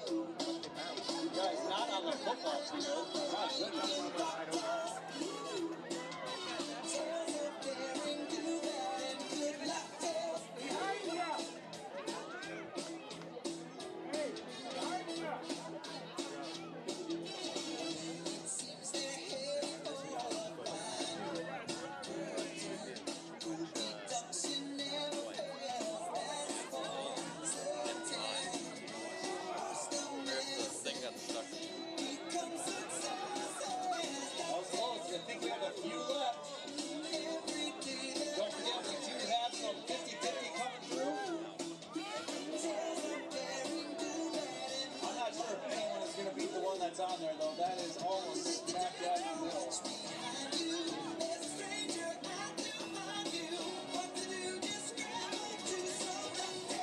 If you have a duck, throw it now. Throw it now or forever hold your claps. All right, it's done. It is done. 99. Number 99 is the winner. Who had 99? You just won $84 chucking a duck.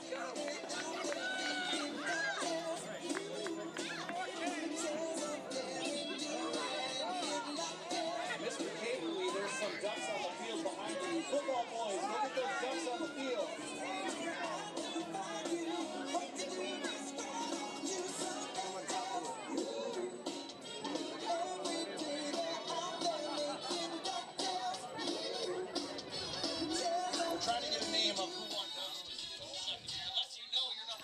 All right, welcome back to Nekoosa, Port Edward State Bank Field here in Nekoosa for our MPB Builders halftime sponsor.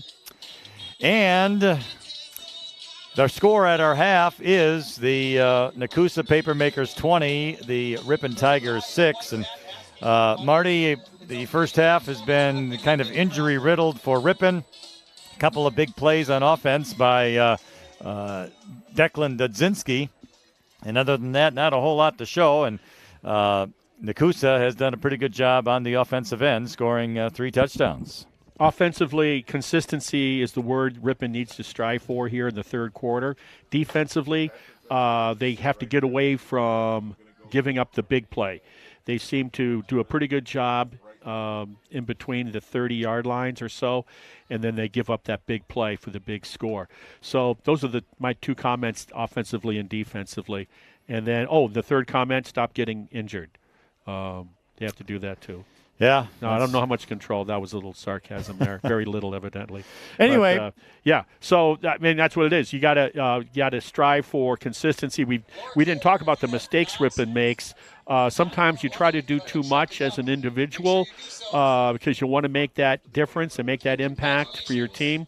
And sometimes it hurts you when you try to guess counts and defensively and things like that. So, offensively, they haven't made that many mistakes. I'd like to see a little more engagement with the blocking up front for the Tigers. They haven't been able to go inside the tackles because of that.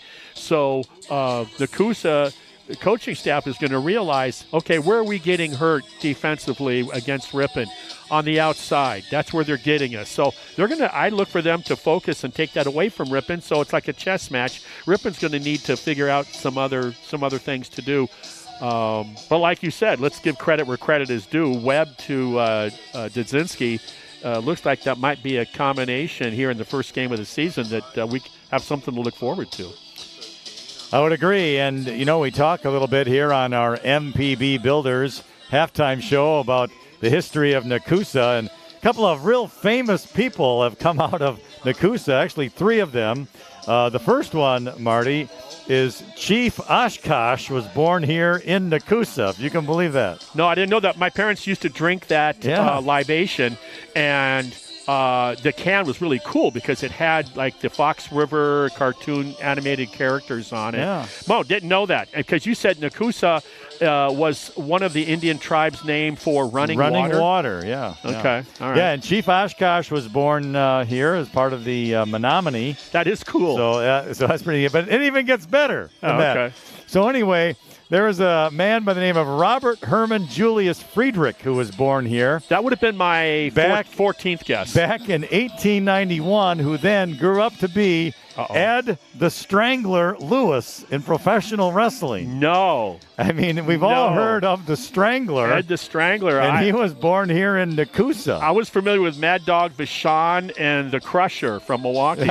Yeah. And Ed the Strangler Lewis passed away back in 1966, but he started his wrestling career here at age 14, and in the 1920s was one of the most recognizable sports stars alongside boxer Jack Dempsey and baseball player Babe Ruth. Jeez Louise. He wrestled in over 6,000 matches and only lost 32. No. And if you can believe this or not, but he wrestled in 1934 at Wrigley Field in front of over 35,000 people.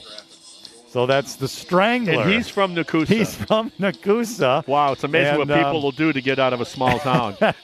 And he is, of course, in the... that is impressive. You're telling me this cat wrestled over 6,000 times and only lost 32. And he's inducted into the Professional Wrestling Hall of Fame in Amsterdam, New York. I'm sure you've been there, Marty. Wow. But it even gets better than the Strangler. No. If you can believe it here. It can't get better than Chief Oshkosh and then the Strangler. It is here on our MPB Builders halftime.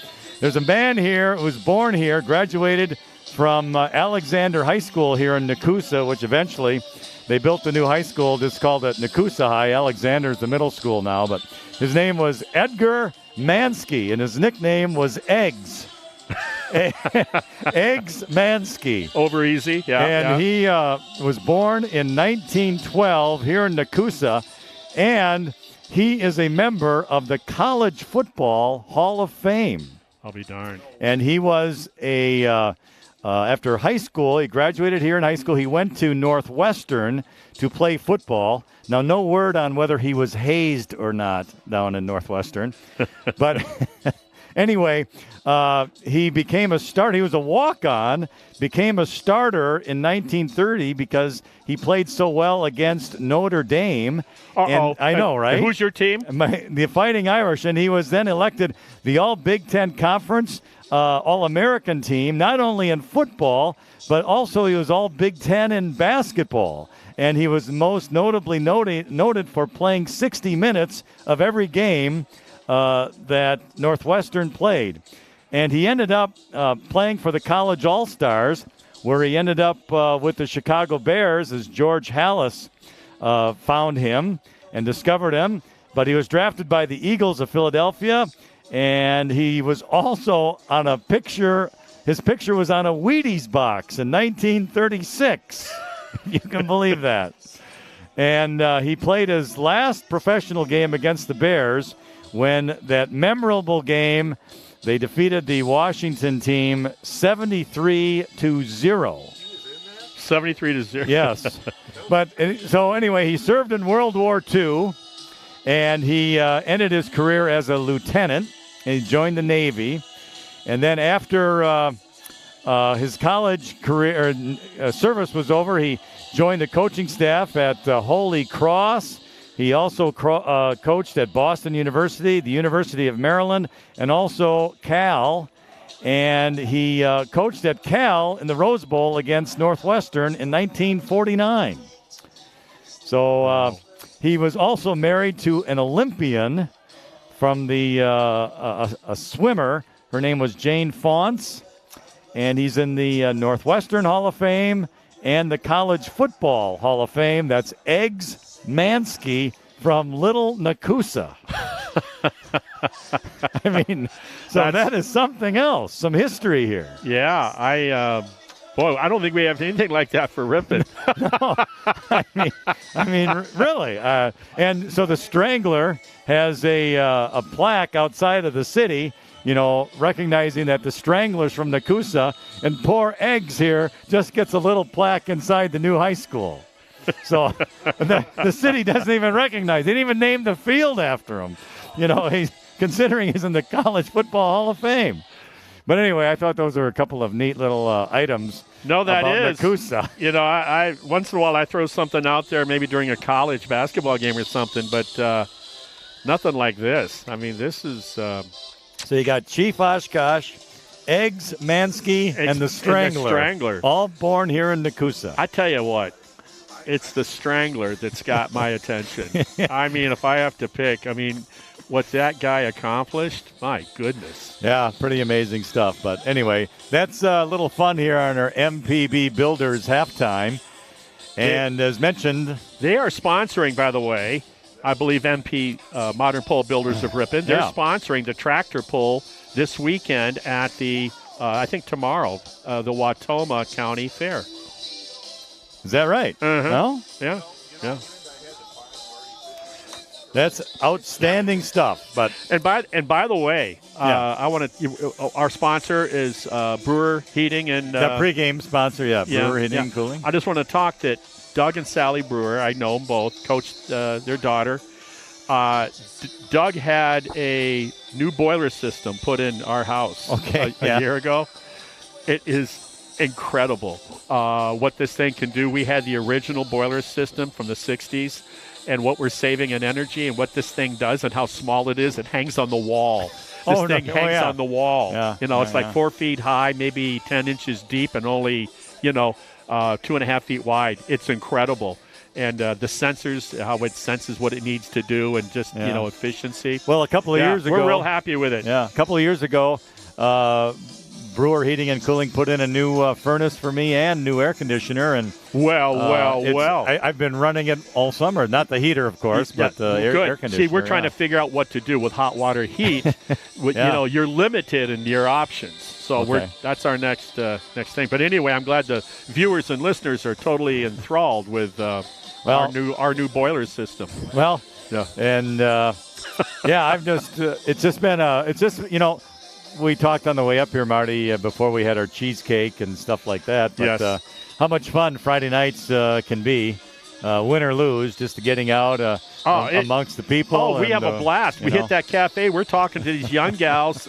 They're, where they went to high school, Wisconsin Rapids, what they're doing, what's up. They're hard working. Going to college, It gives me, I'll tell you, it's giving me hope for that Generation Zers.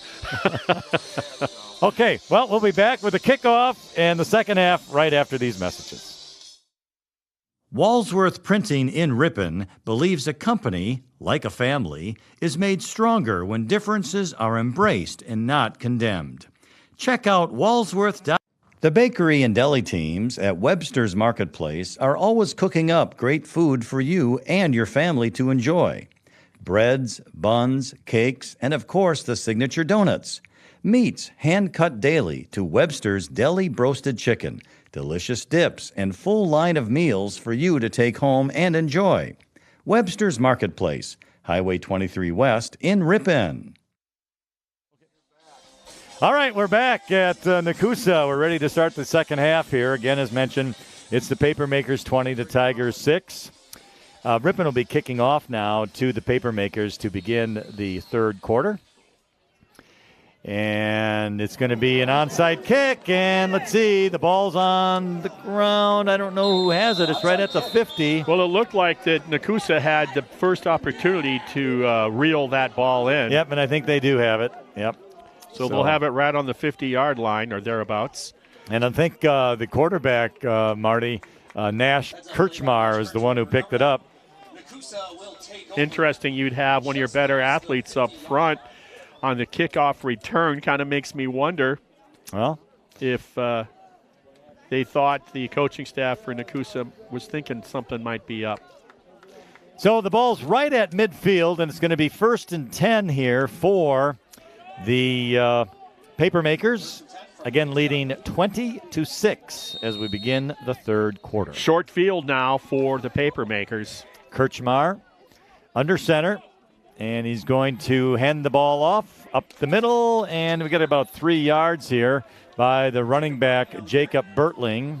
Good tackle for the Tigers, Parker Stellmacher, among others.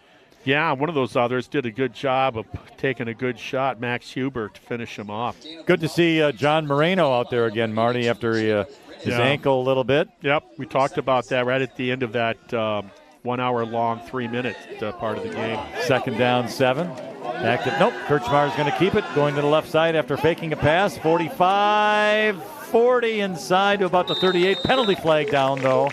And that more than likely is going to go against Nekoosa for an illegal block. Time will tell here. Let's see what the official will give a call to. Or maybe it's going to be, offsides? I'm not sure. Well, it seemed to be thrown at the point of the play, which would make me think it's what you are. Yeah, Nekoosa's going backwards, so it's going to be against them. It's either a hold or a illegal block. So the ball was at the 47-yard line. Spot at the 44, so that's going to bring it back to the 46-yard line of Nekoosa. That's huge for Ripon, but I'm just looking at the body language of the Tiger defense right now. Everyone's kind of, you know what I mean? You need some enthusiasm. Defense tackling it's about enthusiasm. It's about flying around, and looks pretty quiet out there. So it's going to be 2nd down and 14 from the 46 of Nekoosa here.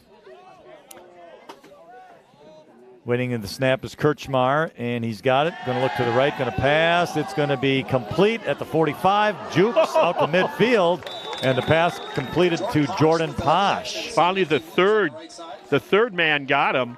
Great jukes by Posh. You know, if you're going to be 125 pounds, you better have some giddy up. And boy, number one's got some giddy up for the Papermakers. Wasn't a big gainer, only 5 yards. But it was a thrilling 5-yard run. He ran about a good 12 to 15 yards for that 5. And the ball goes on into Ripon territory at the 49, where it makes it 3rd down and 9 here for the Papermakers.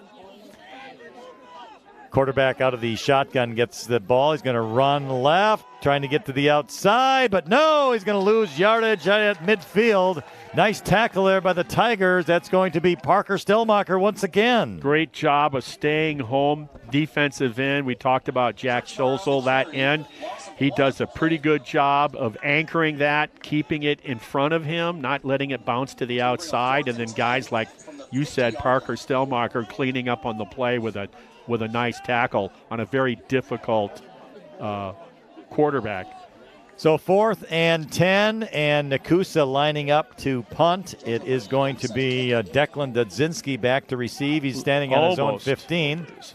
Not good. Not a good punt. Is going to take a Nekoosa bounce out of bounds, though now at the 31-yard line, so that's where the Tigers will have it. Hey, first down 10. This is huge for it to have, you start with trickery, it blows up in your face. They get the ball on a short field at the 50-yard line, Nekoosa does, and then your defense holds them, makes them punt. The punt's not particularly good. They got the ball out beyond their own 30-yard line, which is the best position they've had when it comes to a kick return or what have you.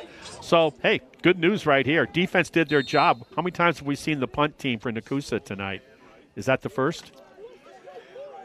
I don't recall seeing them. That's the first punt. Yeah. Great, all right. Great job. 31-yard line, 1st and 10 Tigers. 4 receivers way out to the right side. Yeah. And the quarterback dropped the snap. He was in the shotgun, and that's not a good way to start. That's going to lose 3 back to the 27. No, I talked about in pregame how maybe if you're the underdog, 28. you cannot be self-destructive, and they've had this too many mistakes, especially now that you're down by a couple of scores. So it's a loss of 3 to the 28, 2nd down 13, same play again. And this time up the middle is Stellmacher. He's going to get back to the original line of scrimmage, Marty, to the 31. Yeah, nice job by the interior defensive lineman wrapping up on Stellmacher's legs. That'd be 59. I believe he is also, isn't he the kicker? Let's see. I'm thinking 59. For Nekoosa, yeah. Yeah, he is the kicker. He plays that defensive tackle. Big He does kid, the JoJo kicking. Bertling. Yeah. Oh, yeah, JoJo. You could maybe even go with 3 Joes. Joe. At 2:35, I'm guessing. All right. 3rd down, 11. Now the pitch out to the right side. This is going to be Stellmacher. Crosses the 30 and tripped up to about the 33-yard line. So that'll bring up 4th down and about 8. And the Tigers, I'm sure, will be punting this one away. Yeah, the drive blew up on the fumbled snap and the loss of yards and any type of momentum. You're playing with such a tenuous situation offensively where you can't be making the mistakes. It's not like you're a power team that keeps moving the chains for first down. So when you have a hiccup like that, it kind of just smolders your efforts offensively. Yeah, every offensive play is precious, Yeah. And now flag is down on the punt, so I'm not sure what happened there. I don't know, but all of a sudden we're getting more flags. And the ball goes out of bounds at the Nekoosa 40-yard line. Midway through the second quarter, the flag started to fly, and now we're seeing that again here. And illegal shift against the Tigers. So they've done that twice with the illegal shift. In both situations where they are punting, if you recall. That's right. So that is telling me that needs to be ironed out with the special teams coach. Discern what's happening. In fact, it's interesting how for Ripon, the player, Tyler Bradley, is talking to the official, maybe trying to determine, they are right now. The head umpire trying to understand what it is you're calling in terms of illegal shift, because he's called it twice against the Tigers. So the penalty is going to be declined, so that will put the ball right at the 40. Oh, no, the penalty is going to be assessed now after the kick. 5 yards to the 45-yard line, 1st and 10, Papermakers on their own 45. 7 minutes, 59 seconds remaining in the third quarter. It's Nekoosa 20, Ripon 6, and now the officials are stopping the clock again. They're stopping the play. And let's see.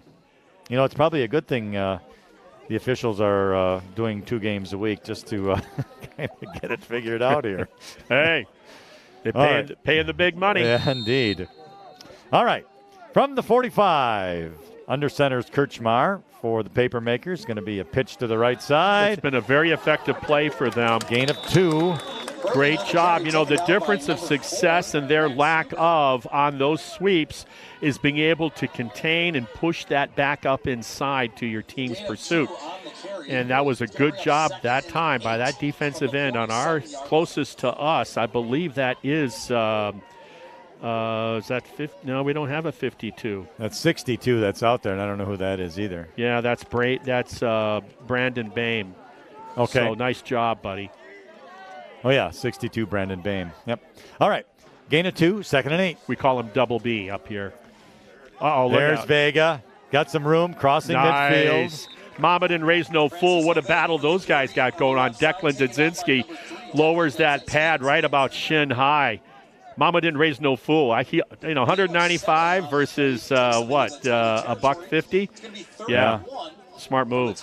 Great tackle. Good athlete, Declan. To the 46-yard line. It's going to be 3rd down and 1 here for Nekoosa. Go right back to Vega. And that's a quarterback sneak across the 45. First down to the 42-yard line. Yeah, got 4 yards out of a quarterback sneak. That's not too bad on average.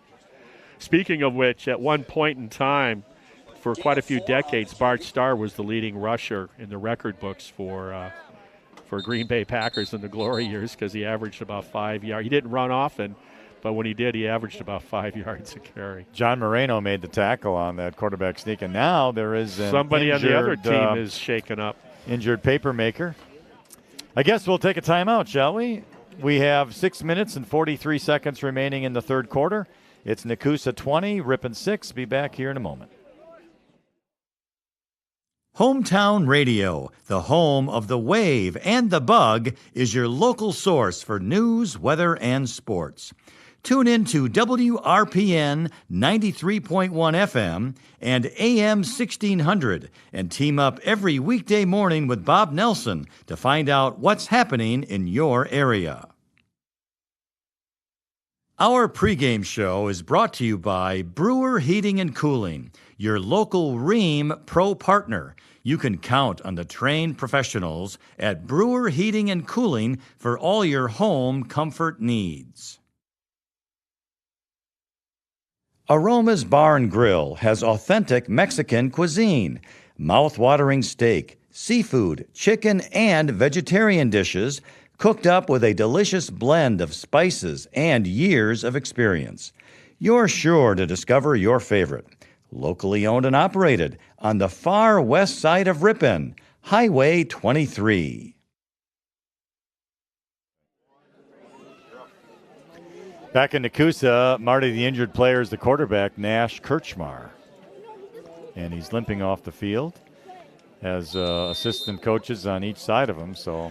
Well, I don't know.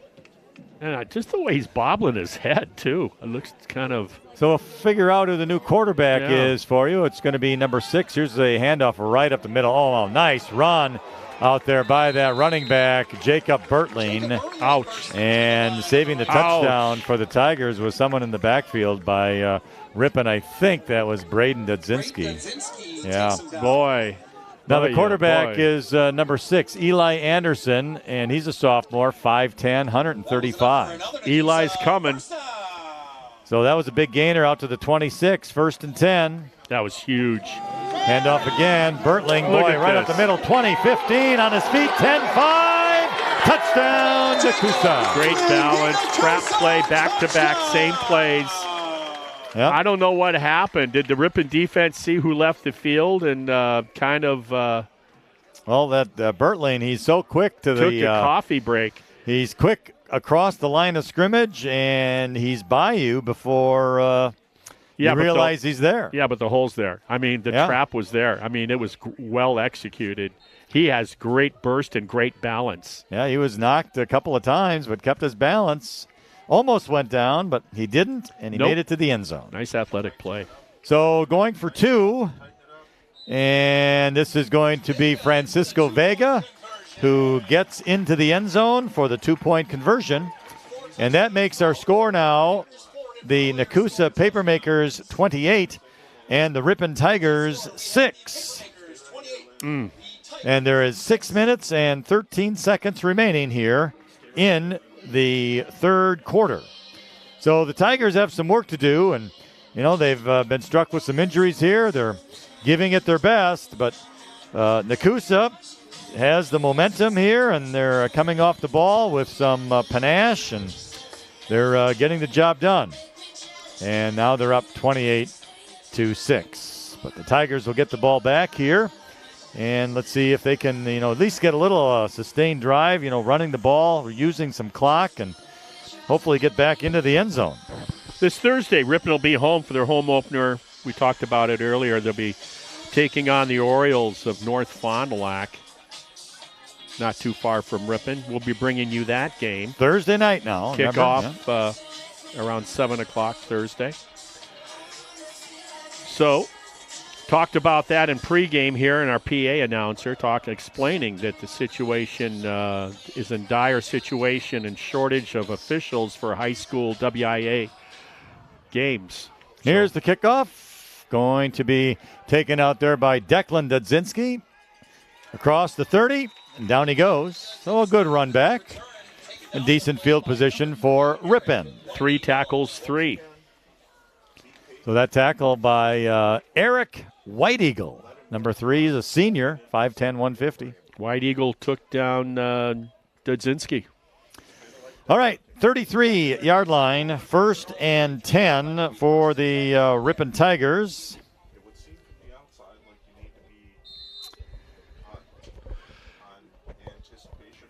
All right, 6:07 as we begin this third quarter. As we begin this drive here in the third quarter. Ball's at the left hash mark. Webb going to keep it. Running to the right. Has some blockers. 30 down to about the 34-yard line. So it's about a gain of 1. We'll give it to him. 2nd down, 9 coming up for Ripon.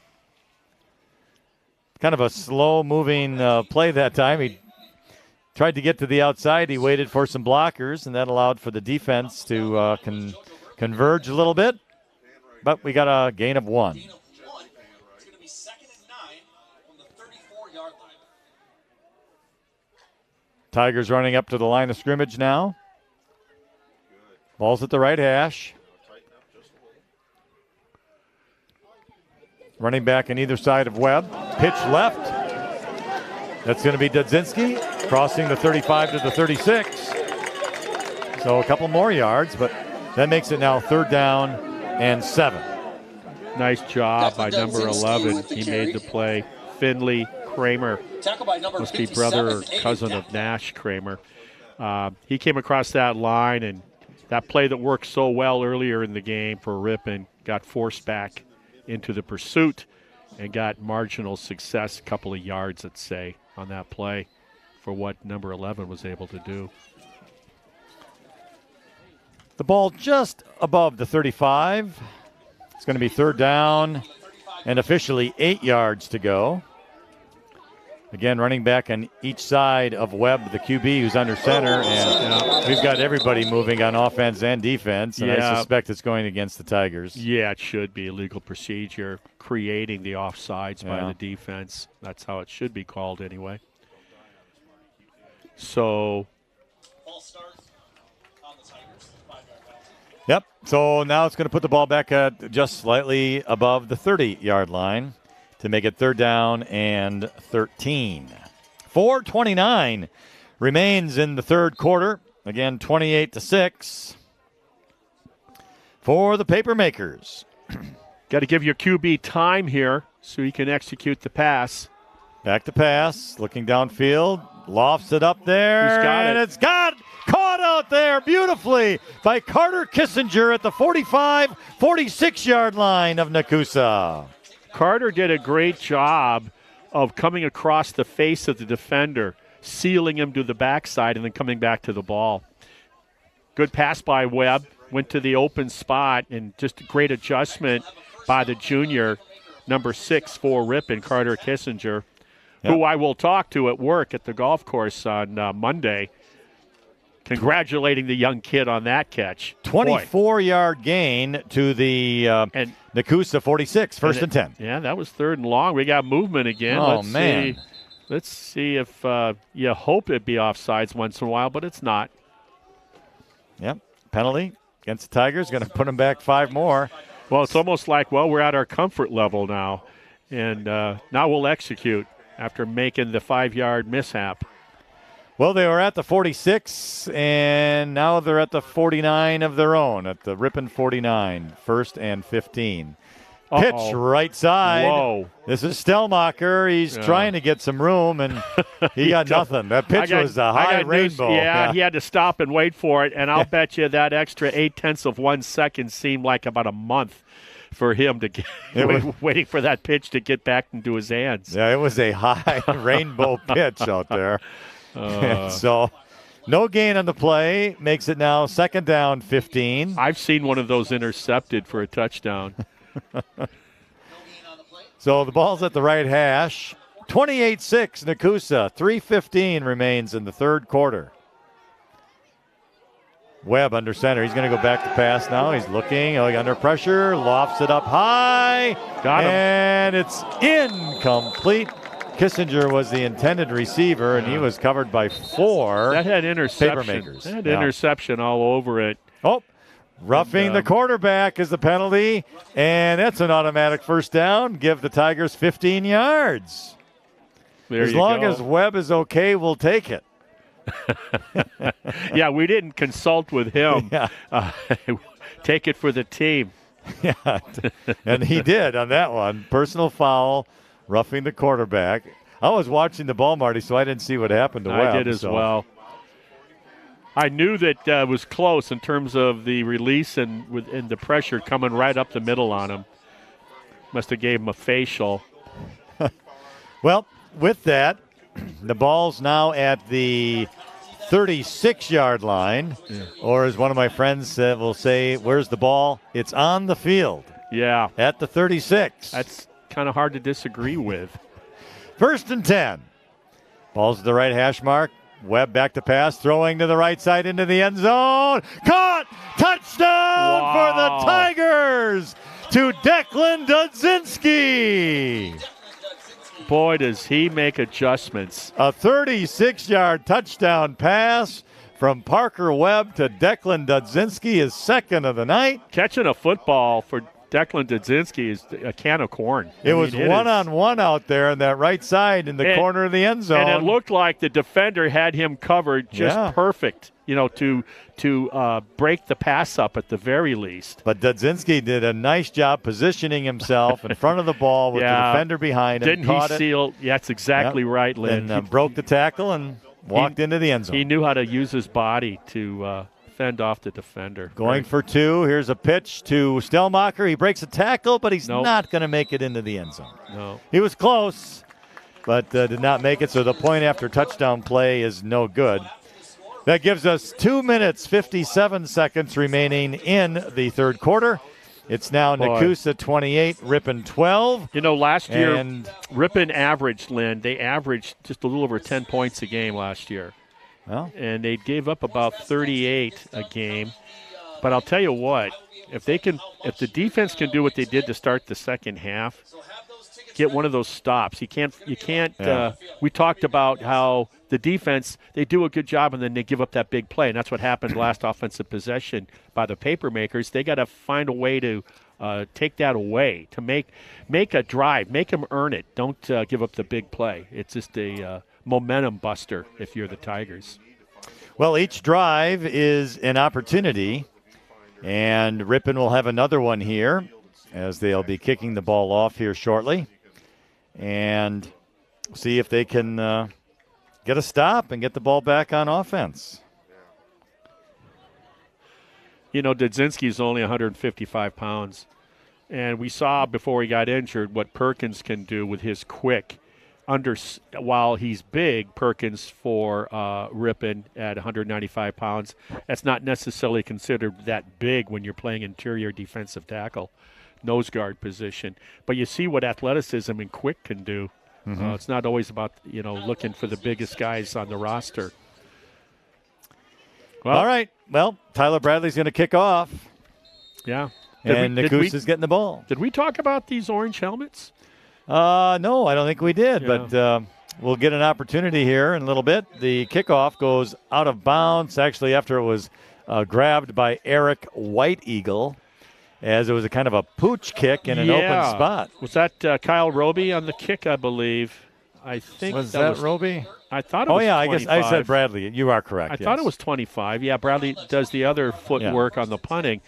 As he has, I think he's punted since he was a sophomore, Bradley. But, yeah, Roby, that was actually an effective pooch kick, right? If you're not a big foot that's going to put it down around the 10-yard line, it found no man's land on that kick. Good start for the defense for Ripon. Back at the 24, first down and 10 for the Papermakers. And here's a handoff. Again, that's going to be Bertling.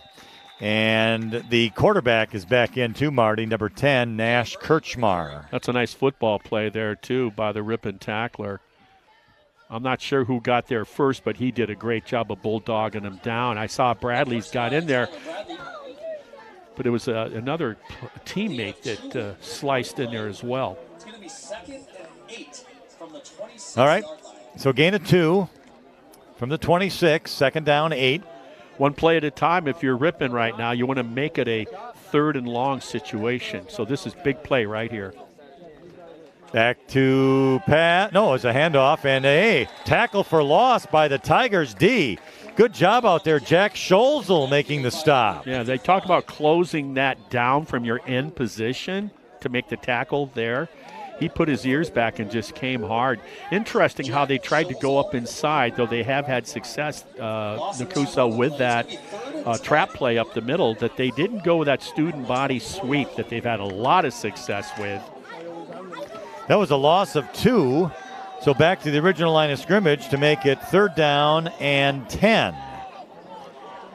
Quarterback keeper. Nope, he's going to pass the ball on the side. Falls incomplete. Wow, Max Huber almost had himself an interception. I think he almost threw that away. I think he was ready to make that pass to his guy. And the coverage, give credit to the secondary. They were not fooled by it. You had the slot and the wideout for Nekoosa there. Both were covered quite well. Kind of forced him to sling that towards the turf. So the Tigers will get the ball back. Well, the defense did their job, and all things being, shall we say, normal. There hasn't been a lot of normal in this game, but all things being, Ripon should have really good field position here. There's the punt. Dudzinski is going to grab it at the 41. Midfield, flag down, 45-40. He's down that sideline, cuts inside. He's going to take it to the house. And let's hope that the flag is not against Ripon. It's the ball marker. It's where he fielded it. It's not a flag. It isn't a flag. It's the ball marker. Excellent. 60-yard touchdown on a punt return by Declan Dudzinski, his 3rd score of the night. Yeah, I tell you what. I don't think Mom and Dad are, he can stay up as late as he wants tonight. Mom and Dad are going to go easy on him. Just what a Declan Dudzinski show we're seeing here from about midway through the 2nd quarter all the way up to here almost at the entire 3rd quarter. This guy is the real deal. He's got great hands, great vision, and just the cutback against the grain when we all thought he was probably going to go out of bounds at around he was or be tackled dancing around that sideline there. 25-yard line. But what a great spurt from the time he turned it up and went along that, like you said, that right sideline. Just a nice athlete, and he's just a junior, just a puppy. So Ripon will go for 2 on the point after touchdown play. And let's see what they have in order. It's going to be a pitch to the right side, and Stellmacher is double teamed. No, he pitches it back to the quarterback, and he did not get in, though. No, exciting play, great idea. Ripon's going to have to figure out what they're going to do on PATs. Now, they tried the kick, and it didn't work for him the first time. And since then, Coach Bradley has decided to always go for the 2, and they're 0 for 3, right, on those. So he's up. Here we go. Well, let's take a break, shall we? We have 1:16 remaining in the 3rd quarter. It's now the Papermakers 28, the Tigers 18. Aroma's Bar and Grill has authentic Mexican cuisine, mouth-watering steak, seafood, chicken, and vegetarian dishes cooked up with a delicious blend of spices and years of experience. You're sure to discover your favorite. Locally owned and operated on the far west side of Ripon, Highway 23. Floral Expressions is a full-service floral shop conveniently located inside of Webster's Marketplace. From centerpieces to balloon bouquets, full wedding flowers to custom and sentimental remembrance arrangements, Floral Expressions is here to help.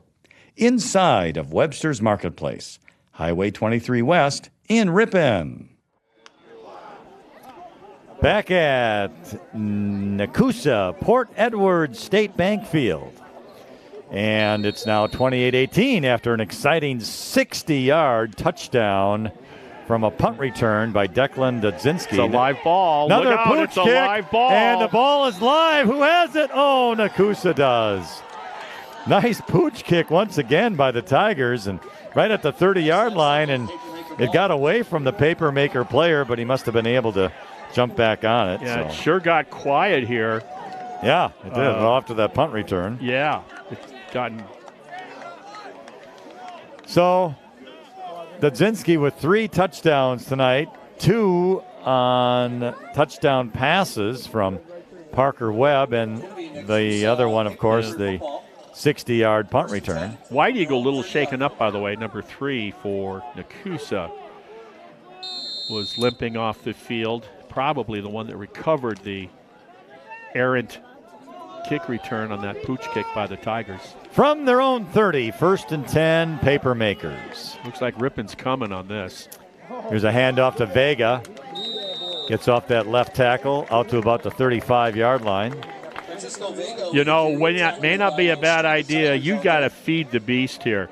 You want to demoralize the defense. Just give it to the big guy that gets at least 4 yards of carry and keeps pounding and pounding and move the chains.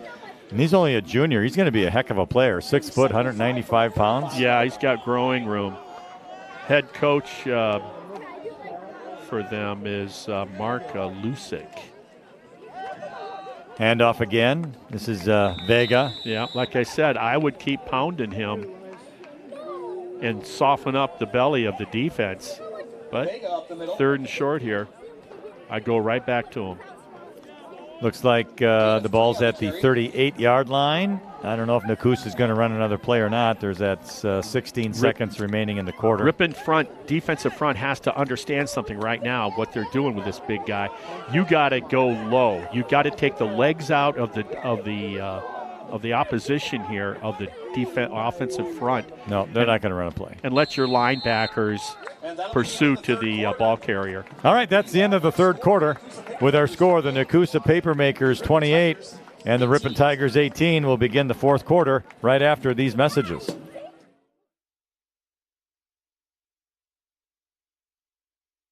The Ripon Area School District mission is empowering learners, engaging community, and enriching the world.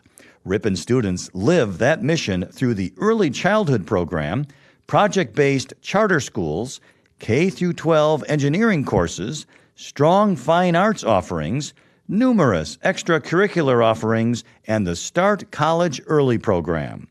Come to Ripon and experience what happens when excellence meets innovation. Excellence meets innovation at Ripon Area School District through a commitment to continuous quality improvement. Ripon was awarded over $1,400,000 in grants to expand support for students and their families through interventionist supports, school-based mental health, and after-school programming. Come to Ripon and experience what happens when excellence meets innovation. Back at it to begin the 4th quarter. Big 3rd down. and 2, Nekoosa. This is big. Vega. Who did he give it has to? They're going to feed the beast. Yeah, he got it, crosses the 40 to about the 43, and making the tackle out there, Riley McCann for the Tigers. So this is what we're going to see, Marty, I think. enough. That's what I've been Vega, saying. yeah, And they could have Francisco done. Vega. They could have done that in the first quarter. And just keep moving it. Not real sexy in terms of highlight reel, but very effective. And they're going to try and run the fourth quarter with time by just running the ball. Keeper this time by the quarterback, Kirchmar. He crosses the 45 to about the 48, so that's going to be a gain of 4, so it'll be 2nd and 6 Vega coming up. really didn't hit anybody. I think he runs a little harder when he has the football versus supposed to be out there lead blocking. Oh, yeah, that could very well be. I'll have to watch it again. It's going to be 2nd and 6. But I'd go right back to him. Until Ripon shows the ability, they can bottle him up and stuff him. 2nd down, 6. That's the old- Kirchmar under center. That's the old Ripon formation right there. Yeah. And this is going to be Bertling gets the ball. He's going to cross the 50 into Ripon territory to about the 45. He's very close to a first down. He probably has it. Riley McCann again on the tackle for the Tigers. Jacob Bertling is that nice complement to what Vega can do. No, he's down and injured. He's the water bug, quick, shifty, side-to-side lateral acceleration. Just a nice complement to for the opposing defense to have to deal with the physicality north-south running of 22 Vega, and then you have to come back and all of a sudden you're grabbing air trying to get this guy. Well, we've had a lot. Of course, first game of the season, but we've had some injuries here tonight. Yeah, but most of these injuries have not kept these players off the field. We've lost Pear. We've lost Pear for Ripon, and we've lost Perkins. There's a couple of big ones though next week. No, but my point is most of these both teams, they've come back. The opposing quarterback has come back. Number 10 for them. We got our nose tackle back. 61, John Moreno Valdez. So, but like to your point, it's the first game of the year too. Yeah. Mm-hmm. All right. Well, it was enough for a first down right at the 45-yard line. So it's going to be 1st and 10 here for the Papermakers. Again at the Ripon 45. Clock has resumed counting down in the fourth quarter. Vega gets the ball about 4 yards. Yep. Right off that right guard, right tackle hole. It's right in his resume. 4 yards. So 28-18 for the Papermakers here tonight. Ripon's 3 touchdowns from Declan Dudzinski. White Eagle, another guy that was limping off after recovering that pooch kick that looked like maybe Ripon was going to recover. Limped off, and he's back on. I see him there now, yeah. Yeah. What a cool name. Let's see what we have here on 2nd down 7. Pitch, Vega, right Going side, wide. trying to make the corner. 40, gets out of bounds. Yeah, he's trying to say, hey, I'm not just that north-south A-gap runner. I got some giddy up to the edge, too. Well, the official is going to keep the clock rolling, saying that he was the contact was made inbounds before he ran out, so they're going to keep the clock rolling. So it's at the 40-yard line. It's going to be 3rd down 5, 9:45 remaining in the fourth quarter. Boy, we got you got the start of the NFL season now in the preseason, and you got Brewer baseball. You and I are doing our inaugural game here tonight, high school prep football. A lot of going on right now. Oh, Vega, I'm sorry, it was Kirchmar who kept the ball. I don't know if he was supposed to hand it off inside to Vega or not, but he didn't.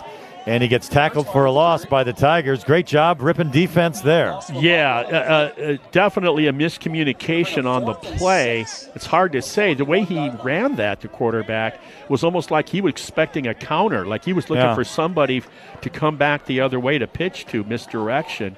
Brandon Boehm and Kyle Roby disrupted that offensive play. Disrupted is good descriptive. That's exactly what they did. I tell you, anytime you can get upfield to get into the backyard there of the offense, you can mess things up. 4th down 6. Look at this. Kirchmar back to pass, throwing wide open, off the fingertips, and a good effort made by Justin Phelan for the Papermakers. And a great job by the Ripon defender that got in the face of the quarterback. Yeah. Two things. One, he got there, and I'm sure it to some extent disrupted the pass. Secondly, he didn't get caught roughing the quarterback. He let up. So that was good discretion by the defender for the Tigers. I wish I had his number. Well, the ball is turned over on downs.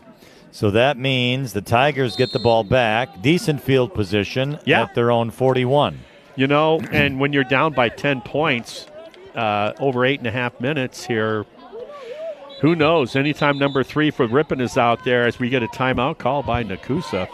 They weren't ready on defense. Which is kind of awkward. Yeah, they're not used to punting or turning it over on downs, I guess, huh? What in the world of Eggs Mansky is going on out there? I don't know, but sometimes, the Strangler, he wouldn't have put up with that. No, he wouldn't have. Can you imagine wrestling over 6,000 times around the country? Probably went international, I'll bet. The stories, imagine the stories that cat would have had to share with people. No wonder there's a historical marker in town. Well, we're going to have to get one for their pies, I think. We're going to have to petition to get another non-conference game back here in Nekoosa after the 2-year contract is fulfilled. All right, 8 minutes, 38 seconds remaining in the fourth quarter. Papermakers 28, Tigers 18. First and 10, the ball's at the Ripon 41. Webb's going to keep it, rolling to the left, and line of scrimmage, and that's about it. Yeah, Webb doesn't strike me as being a running type quarterback. No. He doesn't really have that sort of quick that you need, that acceleration. So no gain. Second down, 10. Logan Stewart with the carry. Clock rolling as mentioned. But I like his arm. He's got he can floats throw it. That ball he up. Can throw. Nice, well, Webb can throw it. Not only, he's got some nice numbers over the middle of the field and down the sidelines tonight. Throws a tight spiral, too. He's out of the shotgun on this play. Student body to the right. And he's looking to pass. Going to throw to the right side. Declan Dudzinski. Intercepted. Yeah. The pass took too long to get there. Well, and it was wobbly. When you're not throwing that tight spiral I was talking about. And look at quarterback intercepted the quarterback. That was by number 10, Kramer, Nash Kramer. And the play was there, but you're right. He gets rid of that a little sooner or it's not wobbly. Yeah. But give credit to Kramer. Dudzinski was wide open. He was in that slot. In that little area there, and he was there. He could have eaten half a sandwich by the time that thing got there. And ham or turkey, or what do you got? Egg salad? I don't know, but it's got to have brown mustard. I like the way he broke on it, though. 10 laying in the cattails and the reeds and broke on that to get the ball back. It's like a punt for Ripon, but you got to get it back now because the clock becomes an issue. All right, first and 10 from their own 40 for the Papermakers. Running the ball there was Finley Kirchmar. He is a freshman, 6'1", 155 pounds. And he gets out to the 46, gain of 6, second down 4, clock rolling, 7 minutes, 30 seconds remaining in the fourth quarter. As mentioned, Nekoosa 28, Ripon 18.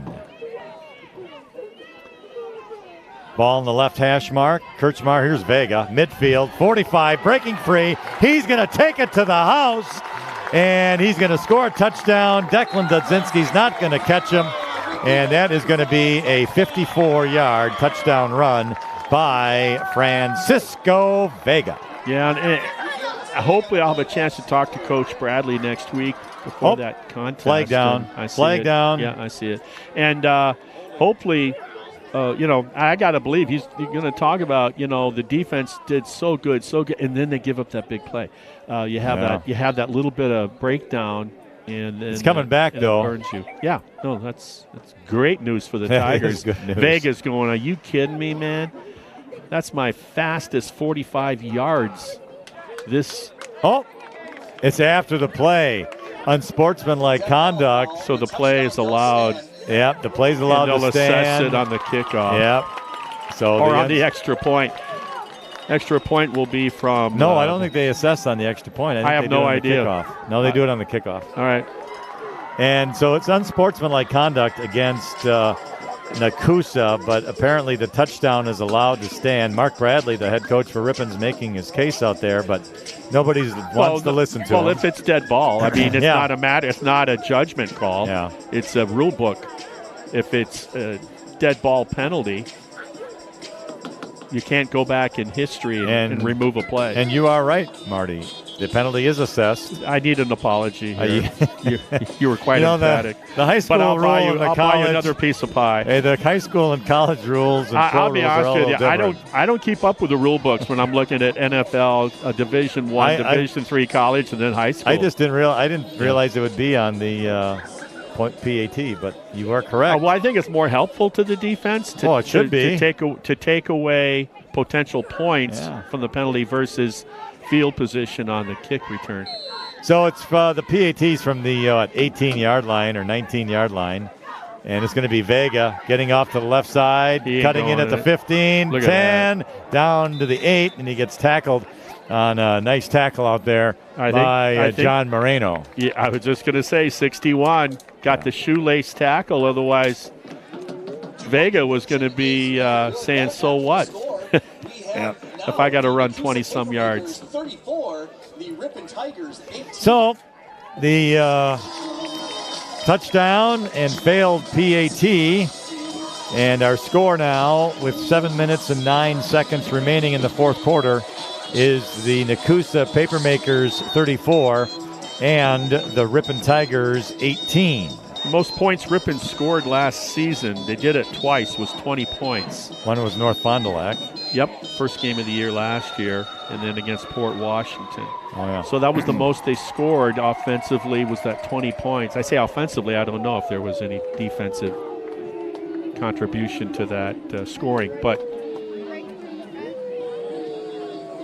that's what they did. You're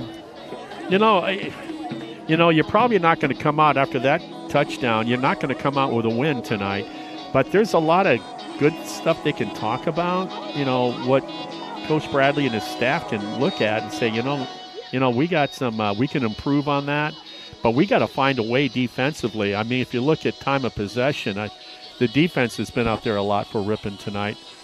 That might be part of it, a little fatigue, especially first game of the year, but you got to find a way not to be giving up those big plays.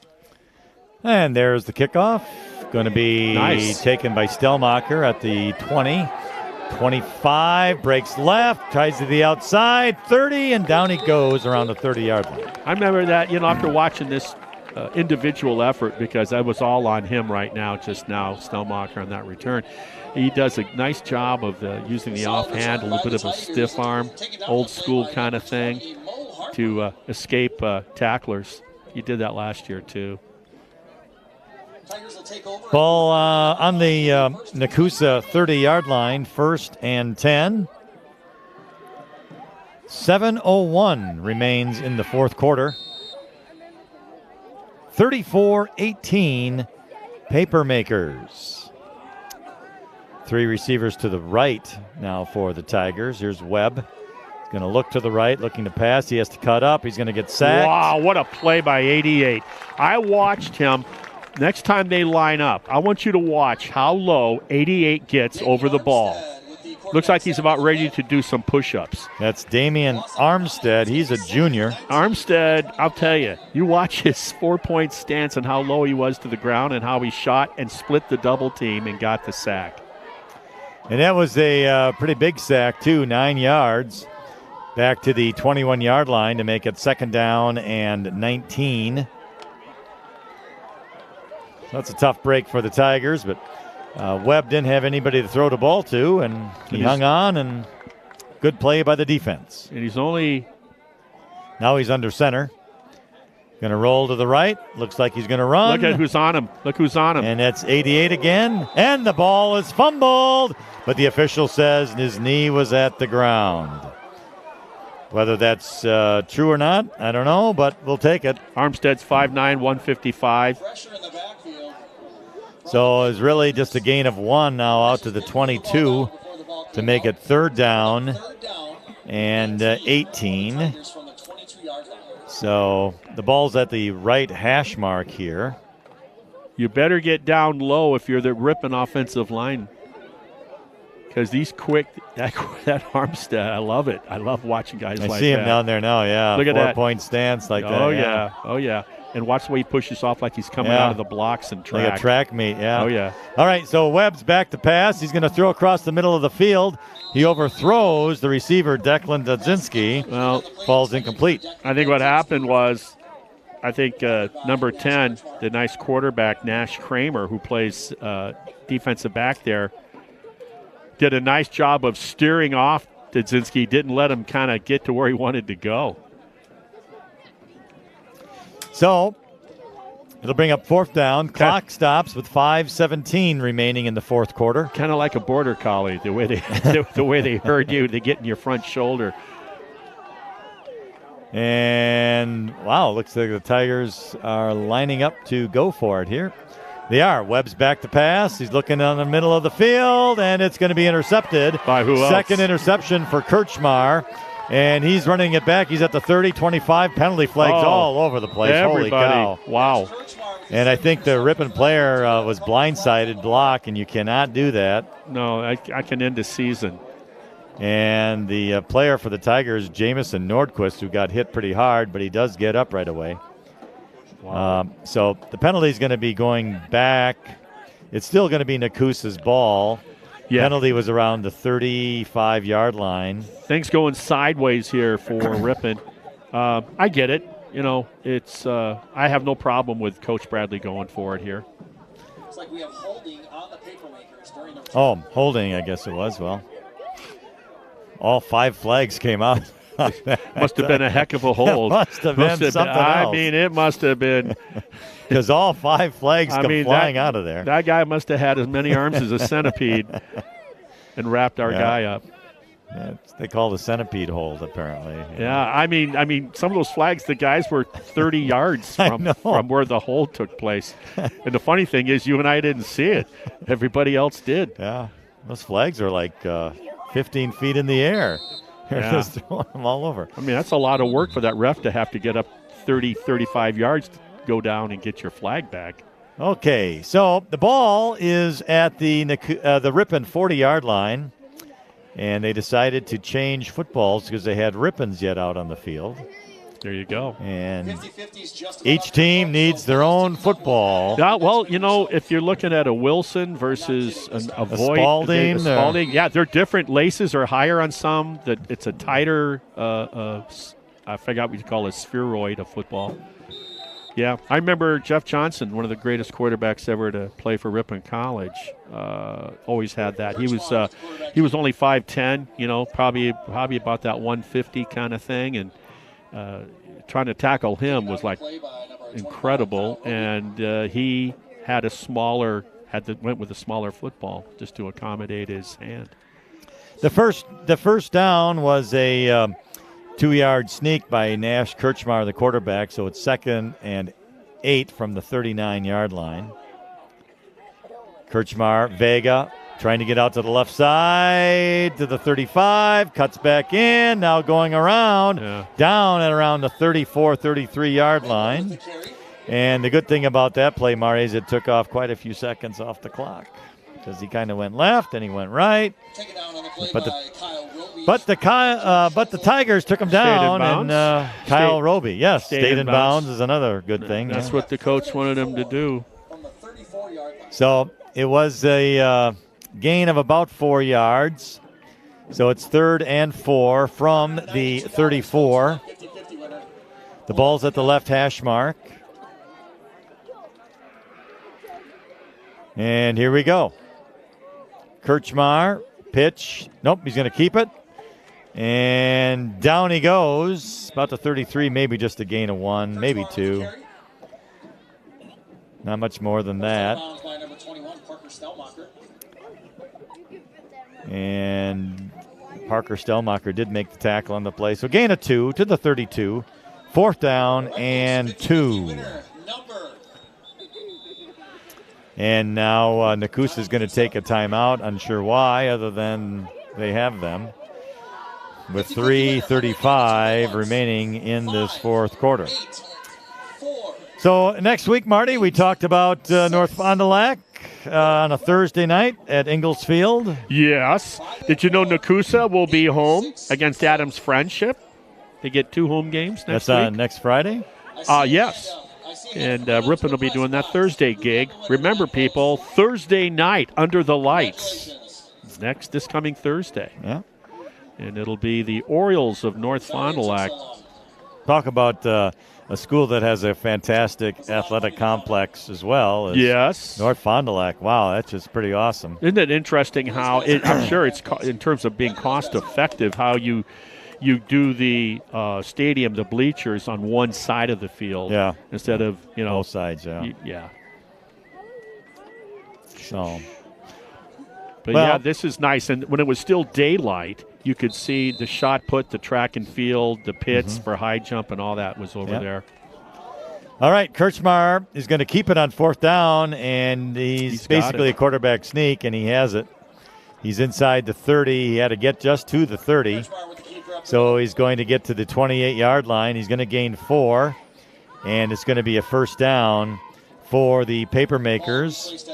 Interesting watching Francisco Vega and the plays that were being called tonight. It was always north-south, off tackle, or even up the A-gap for all game.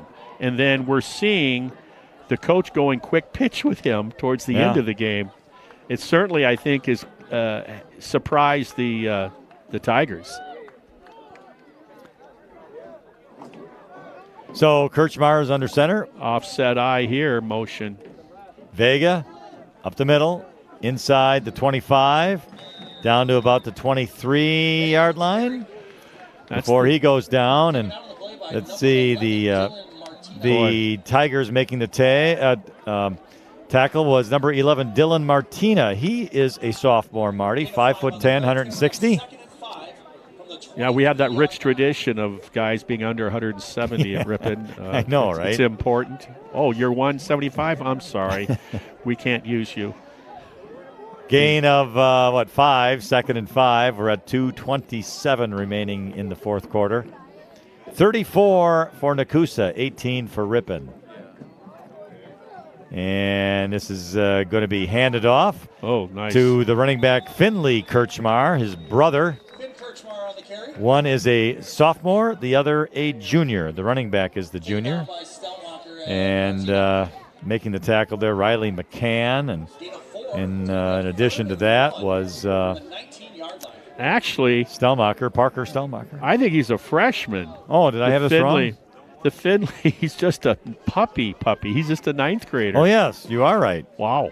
I beg your pardon. And yet, if you look at the size, he's just 10 pounds lighter than his bro. All right. So here we go. On 1st and 10, Vega, pitch to the right side, trying to get the corner. He's got it. Look at that. 10-5 into the end zone.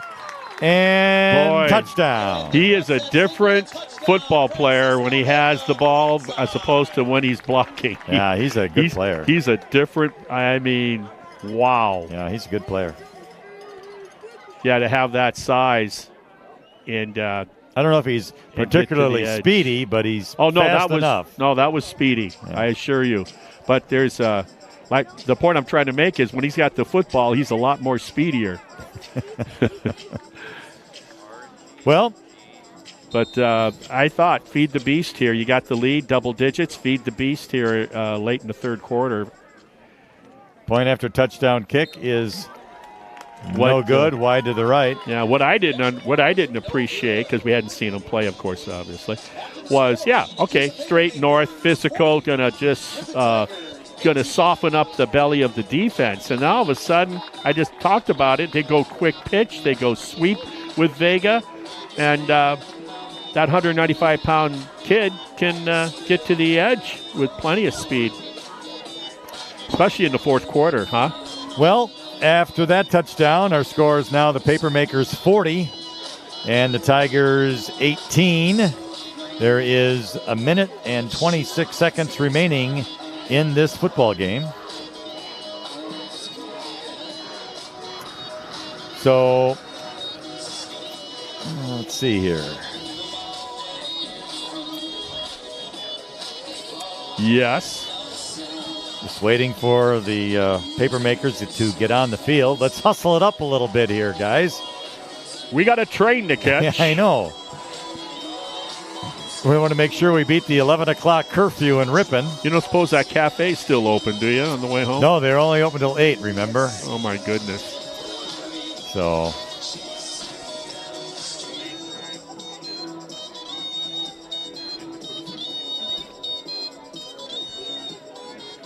it was a good crowd here tonight, actually, for the paper makers on the young kids out here welcoming the team and the junior cheerleaders, and then, of course, 1982 alumni. All right, so the Tigers will pick up the kickoff way back. It kind of got loose. Running it out, though, nice. Out to the 20, 25-yard line is going to be Reed Stolfus, a sophomore.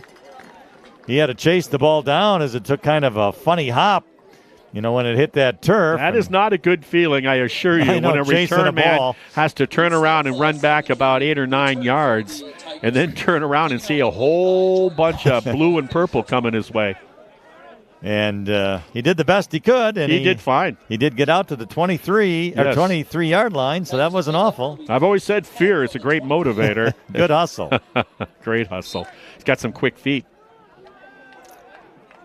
Quarterbacking now for the Tigers is going to be Nolan Dragalovic. He's a sophomore. Yeah, we interviewed his dad last year. They run the youth football program. It's going to be a handoff there to, I think that's, I'm not sure who that was. Let me double check. Oh, yeah, okay. That's going to be to Eric Cumber, another sophomore, 5'9", 150. A lot of sophomores, Marty, on this team. A lot of juniors, so we can keep them out, put some weight on them. They're going to get some playing time. Give them some pockets. We'll pour some sand. Got a lot of sand up here in this area. Give them a little extra weight. Horseshoes would be illegal, but I think sand would be okay. Probably the last play of the game for the Tigers. Let's see here. Second down 10. That first down play gained nothing. Cumber again. Maybe gets a yard.